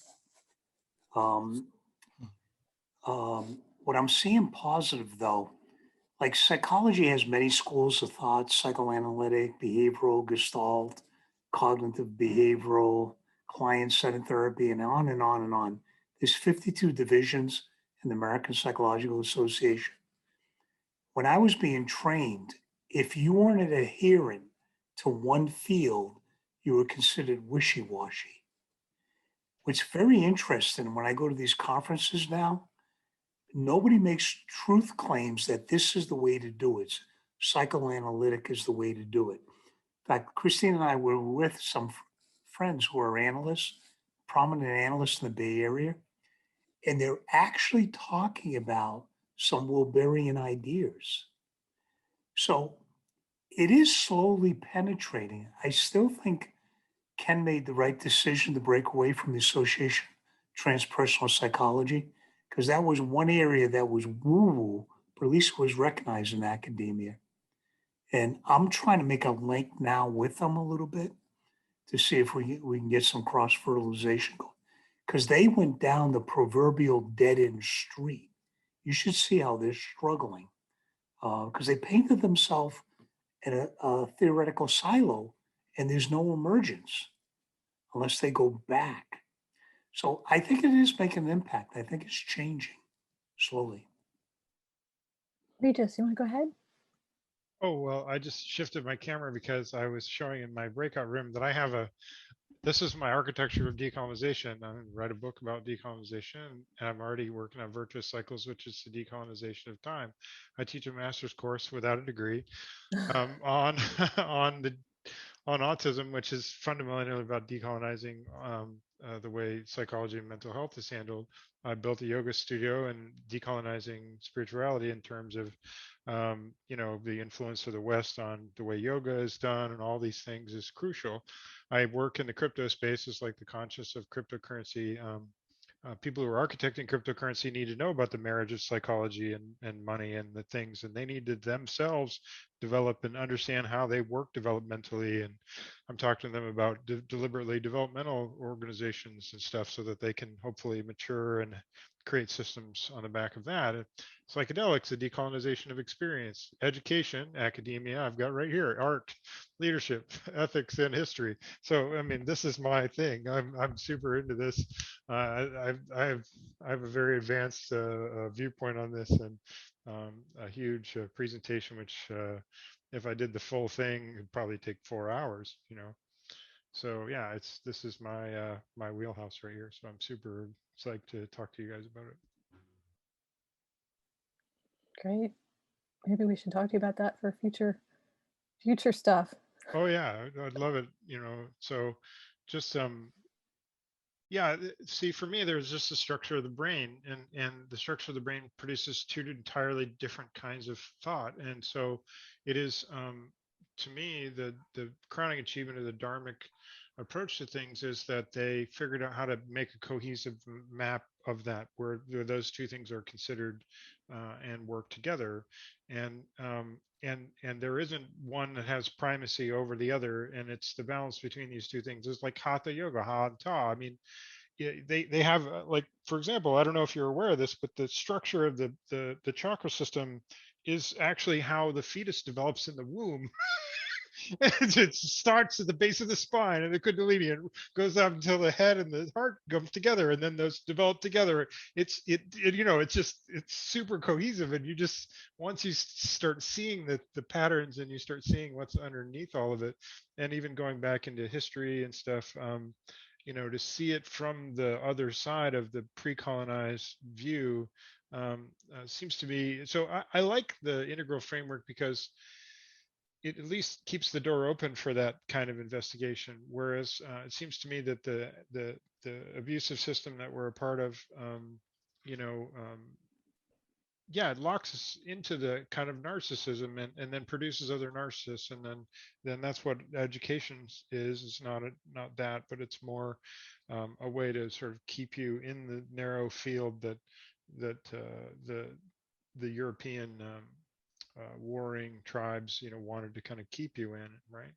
So, it for me explains so much of history, and intellectualism in the United States comes back to the same, basic thing. So anyway, I'm just super enthusiastic about this whole topic. So sorry to talk so much. Thanks, Regis. That's great. Karen, did you want to say anything about that?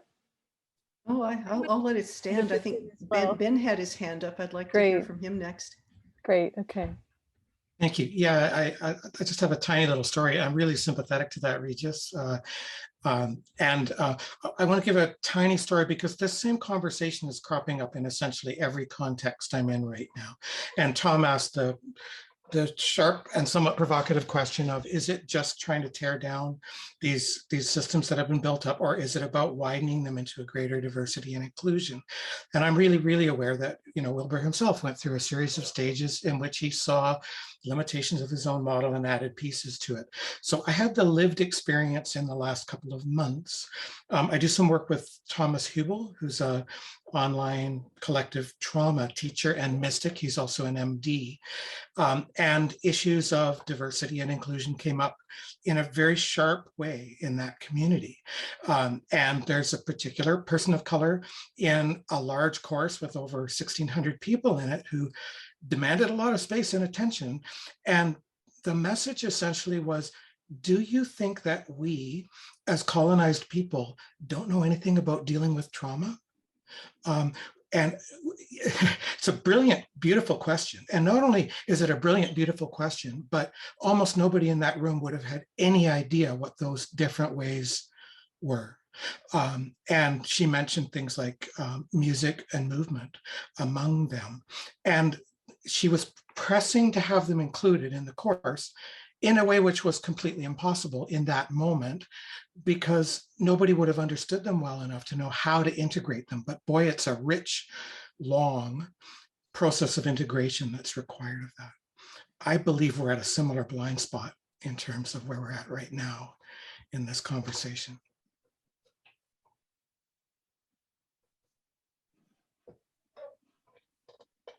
Yes. I like the idea of music and movement. Profound. In fact, for the enslaved peoples in North America, that's partly how they survived and kept their souls, kept their humanity in the face of extreme systematic brutalization, was music and dance. And I find that I'm dancing more myself as I work into my novel, or I'm working off some trauma, that if I put on the appropriate music and move, that things come up that I wouldn't have been open to if I was just sitting at the keyboard. So I'm actually trying to incorporate music and dance more as part of what I do in my days and weeks. Yeah, thanks for bringing that up, Ben. That's actually the work that I do. I'm a creative arts therapist. So music, dance, visual arts, working with trauma. It's vital to have work that we can do that's pre-verbal, because often with a very deep trauma, there are no words for that whatsoever. So I have an issue with Thomas Hubel because I've mentioned it to him many times and he doesn't bring it into his teachings, that creativity is literally one of the ways we can access our deepest healing, our deepest power. We're a fractal of evolution itself. So we need to observe how evolution works. And if we start to embody that ourselves as creative beings and stay in our bodies and work from the ground up, from the pre-verbal arts into the verbal, bringing the subjective into the objective, as Wilber would say, or as Jung would say, from the subconscious to the conscious. I feel that as we move up the spiral as Westerners, we are becoming very fragile because we're not transcending and including. we're transcending and excluding. We're putting ourselves at grave risk because we've cut ourselves off from the gifts of beige, the gifts of purple, the tribal connections, the gifts of land and ecology, from the gifts of family, from blue. We've got an isolation problem. We're dying of loneliness. Like, what are we doing? So we're cutting off from the gifts of every single stage and becoming very fragile. And part of that, as Regis said, is a brain problem. We're becoming left brain dominant as we become more and more orange. So the right brain and the arts and our creativity are being silenced. They're not valued in the marketplace. They're not valued as a pastime. They're considered girly. They're considered a waste of time. They're devalued in every single way, including monetarily. They're feminine. So in an orange world, that whole part of us is being excluded and devalued. Our right brain, according to Ian McGilchrist, who's written that beautiful book on the two hemispheres, our left brain is actually becoming bigger than our right brain. And that actually could be our downfall. So we have very complex problems, and we can look at this neurologically at the brain level, the fact that we only, focusing on the left brain in the school system, at the workplace. If we don't continue to integrate rather than disintegrate all our aspects, including our body and our right brain, maybe that's second tier work. And that's certainly the work that interests me, is that level of integration. Thanks, and Sally. Yeah, I'm actually kind of optimistic in a way, because I feel like these are the exact conversations that are these transitional conversations that sort of Karen was talking about, in these transitional phases of growth, sort of beginning to shift gears from one stage and from one sort of cohesive sort of but limited line of thinking into the next, wiser line of thinking, or line, I should say, mode. Yeah. Karen, were you going to say something too? Actually, yes, indeed. And this is precisely the challenge that lies ahead of us as we move into the next integral world order, beginning second tier. As I parse my chart, I understand postmodern, the era after modern, to be the stage at which we are the most alienated from ourselves. We have specialized and specialized and specialized and specialized, and with all the things that you just said about modern, yes. And now at green, we want to reach out and we connect, but we don't know how. We're these separate beings, these alienated separate beings. And then our specific task as we go through our current phase of transition into integral is to put it all together into one greater unity that keeps the articulations. We don't lose any of the specializations we've gained, but we reintegrate it all in a greater whole on. All the parts are parts now of a greater whole. They have the place they fit. And my metaphor for this is biological evolution, where we spent some billions of years being single cells, and then mats of single cells, and then complex cells. And we started specializing and exchanging, and then becoming larger organisms with subparts. So the cells became parts of a larger entity, and they specialized and exchanged. And we have done this consistently up through human history in our first tier: specialization, exchange, and now we're so alienated. And I think it's very significant here that we are starting not just a next new stage, but a whole new tier, right? And this is precisely our challenge, is to bring it all together into a greater whole in which each existing part, we don't lose them. Ken Wilber has the mantra, once again, transcend and include. We include all of it and integrate it. So that's my little pep talk.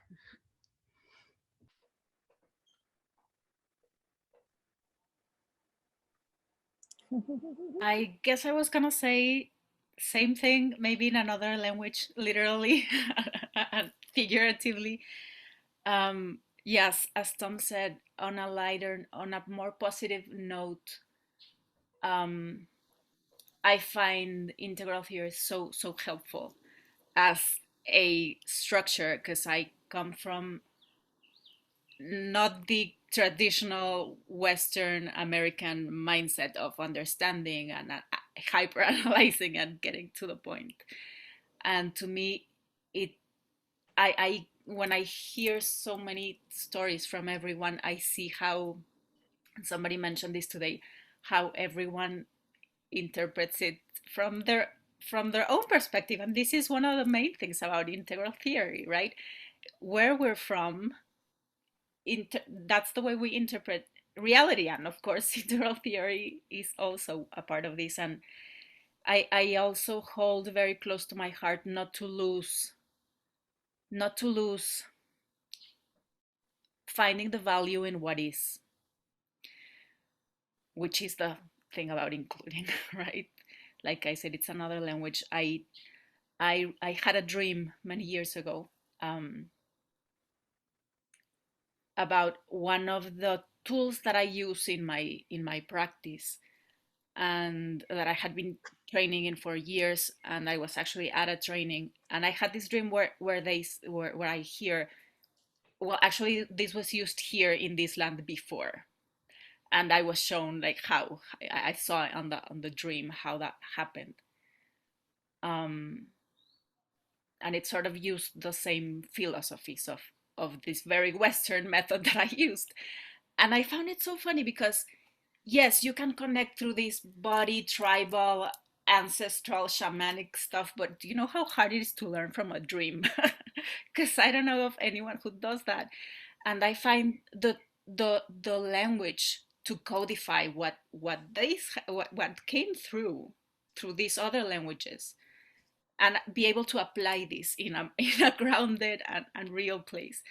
So it's not one or the other, but the integration of both, and the high value of these Western, more rational things. And yes, finding the value in all of these ancestral practices, but also knowing its limitations on both sides, right? So yeah, again, to me, to sum this up, is remembering to hold the value of what's already there. Yeah. I'd like to do an experiment. There's different views. I'm going to see, to maybe see whether this is do we feel a little more organic now? You see a little learning pods?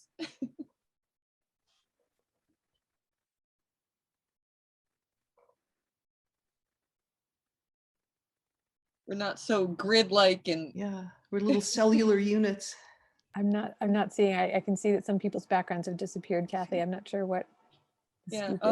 Oh, you know, it's a version thing. Yeah, different people have different versions. You need Zoom 5.7 or greater. Okay. I get Maybe to keep my somebody background. could do a screenshot. Yeah, Kathy, could you do a screenshot and share your screen? And then I'd I'll love show to my see screen. Hold on. Great. Yeah, I have a graphic that I created that summarizes the cellular stuff that we're doing in this group right now.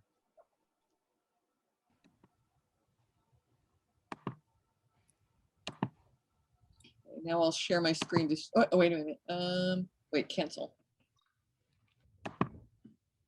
I'll find out where it went. And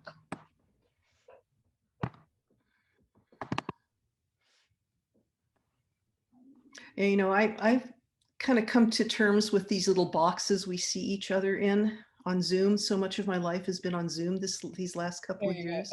That's if you've got the version. I figured this was a little more organic. Mm-hmm. We need to have the version. Fun. That's fun. But you know, when Jung in his late 70s had a heart attack that nearly killed him, and was bedridden and comatose, and he had these series of visions. It's in his Memories, Dreams, Reflections, which I really recommend.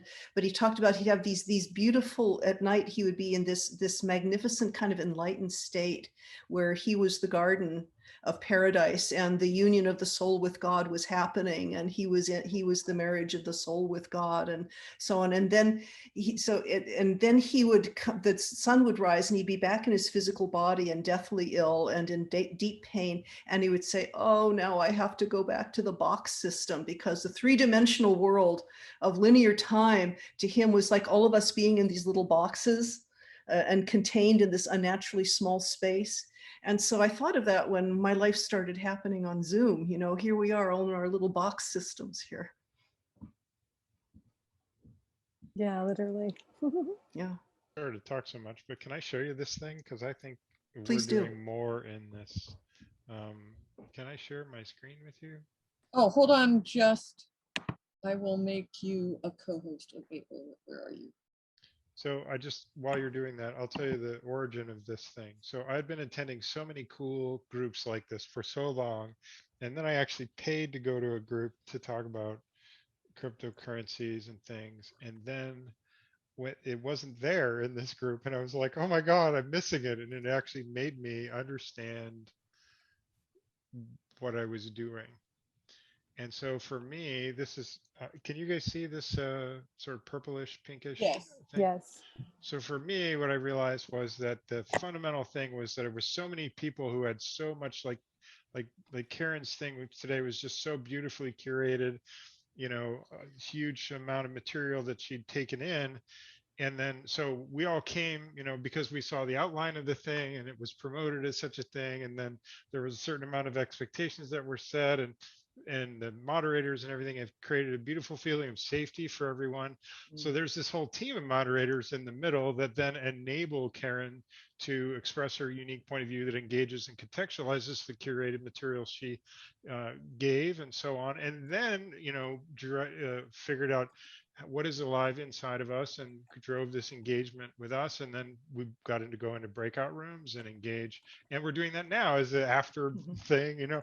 And so then there's what was live with me was that I'd gotten so used to having people go, yeah, and like you would do in theater, for example, like somebody says, well, I was, you know, on my horse on Saturn and riding around the rings of Saturn. And they go, oh yeah, and I was, you know, and then there's this kind of thing that happens inside of that. And so then I thought, well, that's amazing. So that we're going to discover something from that process. And then maybe what we'd want to do is we'd like that enough to process within our lives and document those things, and then learn lessons from them and evaluate, maybe we could use them somewhere, and then maybe we'd implement those things in something, and then we would actually transform the culture. So I'm actually thinking that when we really do this well, it's really created this like cellular, for me, I see this as like a way the mitochondria is the powerhouse of the cell. And, yeah. And then it goes across the, you know what I'm saying? Like there's this for me is a cellular experience where we're all,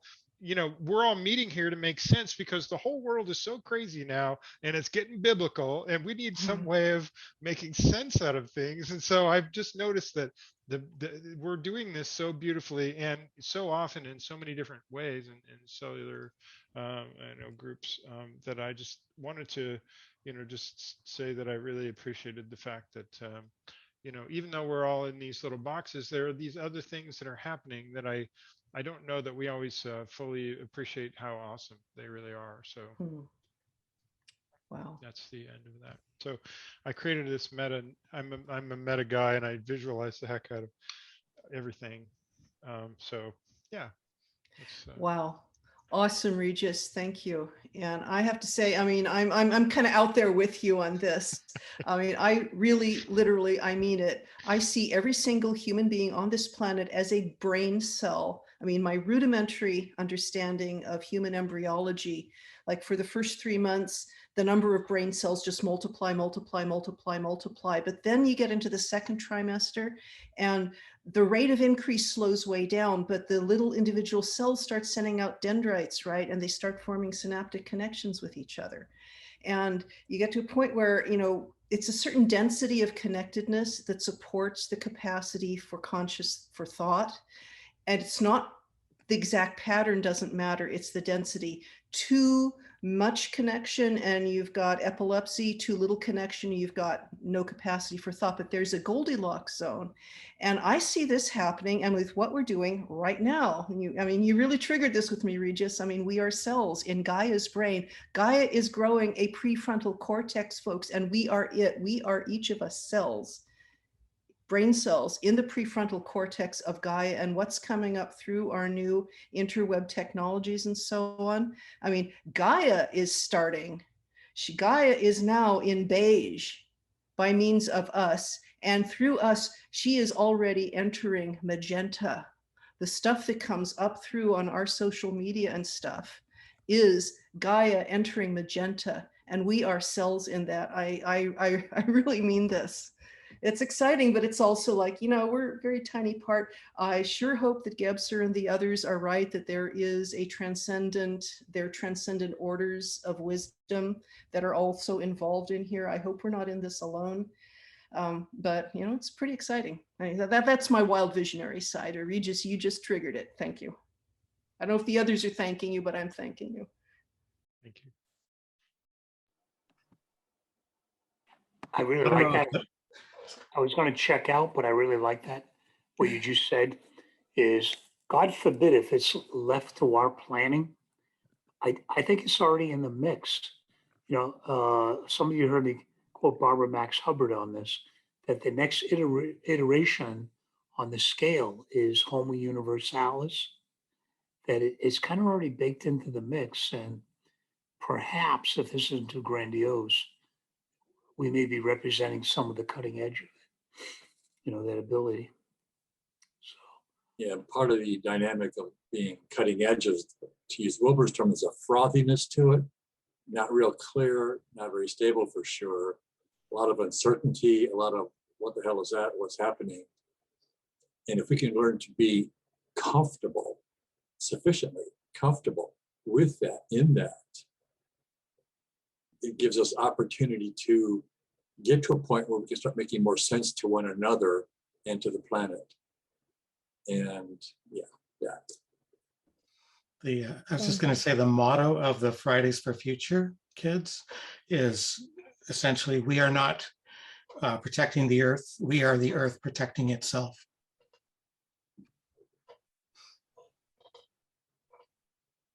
By the way, the thing that you just said, Larry, is embodied in the Cynefin framework too. And I can show you that if you'd like. I have a beautiful graphic for it and I could speak to that. Sure. Sure. I was going to say, I think, oh, okay. So I love this graphic because so there's a lot here, but yeah, the chaotic, right? So this is the Cynefin framework is a decision-making framework, and basically what it's trying to do is tell you in each of the 4 sections, well, the 5 sections if you include the confused part in the middle, is the action mode for each of these different things. And then the data preceding the framework is the complex and the chaotic. The framework preceding the data is the complicated and the clear. So, but the thing is it seems to me that the work of people like us, and especially spiritual people, which we were talking about, and the reason why I like to use this graphic to talk about it is that you'll notice that everything else is a step up, but the coming from the chaotic to the complex is actually a step down. There's a kind of beauty to that, because people who are really familiar with the chaotic, that is to say, the sort of cutting edge of between the absolute disorder, which is in the middle of this thing, and the chaotic is part of being spirituality, because I don't even believe that I'm an individual anymore. So that's kind of chaotic. You don't have a ground place to come from when you're coming from that. But at the same time, it gives you a power that you can just kind of hop on down into the complex and look at the scientists who are experimenting there and go, hey, here's a whole bunch of stuff for you. And then those people can then carry up this little ladder, you know, into the realm of the expert, which is the complicated, with all these intertwining, you know, things going on. And then it takes some energy and some work to actually get up that and to distill it down into something that's that's even complicated. And then it takes a hell of a lot of work for the next guy to go up the very large thing with this big bag of stuff to make everything super simple. And then it's really not that hard to actually automate it, which is what that robot's doing up there. And so anyway, what I notice about our traditional societal thing is there's kind of a demand for everything to be either clear or complicated. Leave that up to us. We're the experts. We know the complicated. But then what happens is if you do the clear for too long, you can fall off the cliff of the familiar in when things that you didn't account for. So when I was talking about Tim Wise's The Pathology of Privilege, you know, the privilege that you think you have has a big giant blind spot in it. So if you're not sure where the edge of the chaos is from the clear, you're going to fall right over it. You're going to be like, oh my God, and you're going to be freaking out like the guy who's falling down the cliff. And so you're going to find yourself very, you know, so I like to use this because I think what our culture tends to do is want to go counterclockwise with this. But I think spiritual people or people who think or manage out of the complex and the complicated side of this picture work in the clockwise direction, and you can actually take things, you know, across these different boundaries. And I think that's a big reason in what we're all doing here to some degree in groups like this. So I thought that might be helpful. I'm not understanding why the chaotic is a higher level than the complex. I would reverse those in my thinking. Well, I can just tell you from my perspective that one of the easiest, most beautiful and joyful things is I do this kind of complicated graphic thing all the time. I mean, I'm because I'm so comfortable with the chaotic and the almost unknowable that it's like falling down the stairs for me to work out of the complex. You know, Okay. So that's what I'm suggesting. Maybe there aren't a lot of people who are as happy in that place as me. And I will say, as a person on the autism spectrum, that is a real thing that I'm saying.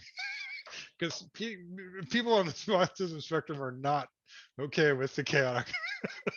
And so like it's when I'm saying that, I want you to appreciate the degree to which that spiritual perspective changed my life, you know. Yeah, I think that's also why I'm saying the complex I would hold it at the higher level than the chaotic, the unknowable. Yeah. I kind of get that though. The chaotic, it's a little bit like, in some degrees, it's a little bit easier to float in. And when you go to the complex, you're actually trying to parse it apart. And so you're stepping down into this, like, you kind of know that it's not known. And so there's like almost a greater degree of struggle with it than might be in the chaotic, where you're just like, do. Yeah. And so you go down into the complex to really wrestle, and then you're climbing back up into the complicated. So that kind of makes sense to me from just, like if I were to think about it practically in terms of wrestling a problem myself. So yeah, the joy of art, for example, is found for me in that journey, you know, and it is joyful, and I gain energy by doing it. On the other hand, the problem of the poet that is almost torturous is to try to take that complex and chaotic thing that you know and turn it into something that is merely complicated or something that's clear. And I think we have an appreciation for people who can distill things in such a way that they end up with this little nectar of coming off the assembly line there at the top of the clear. And that's why people like appreciate things like Khalil Gibran, for example, because he took an extremely, you know, complex way of dealing with things and life, and then explained it, you know, very beautifully and meaningfully. And I think culturally we also have, like you were saying, kind of a preference for the clear, and so we do elevate it, but then it is sort of a crash when we try to deal with the chaotic and complex. And so going into these transitions in terms of like integral and you know, bumping into our blind spots in terms of colonization and all this stuff is like almost feels catastrophic because it's so uncomfortable and it's such a shift out of clarity. Anyway, I'm realizing what time it is, guys. It's about 6:45. And so I'm thinking, oh, more stuff. Sorry, this is another good one, but it is, yeah. Well, I want to be Wikipedia article, so yeah, it's in. I just did yeah, I just found this in a Google search, so you guys can find We it. could have a whole deep Gotcha. conversation just about this. I know it from You really Right? could, yeah. So I'm Yeah. sorry to take up so much time, but No, it's great. We just thank you for that. We hope to see you back. This is wonderful. yeah. So y'all do come back. We're going to wrap up. Thank you for participating. Thank you for participating in this follow-up conversation as well. It was very rich. As I understand it, it's being recorded. So Eloy is going to get with Jerry and we're going to have a recording up soon with everything in it. And come back again next month. Tune in next time, July 24th for our next one, and then in August as well. And thank you again, Karen, for launching this entire exciting thing. It's been fabulous. And again, you can get a hold of Karen through Facebook or Meetup, and we will see you next month. Thanks, Kathy, for coordinating, Jerry for video, Eloy for all the tech, and thanks, guys. Liz. Really appreciate it. Ending meeting for all. Night. Good night. For further information, including upcoming events, resources, links to our Facebook and Meetup pages, and our fabulous donate button, please visit our website at sandiegointegral.org. Donations are greatly appreciated and help us to continue to provide information and connection within the Integral community.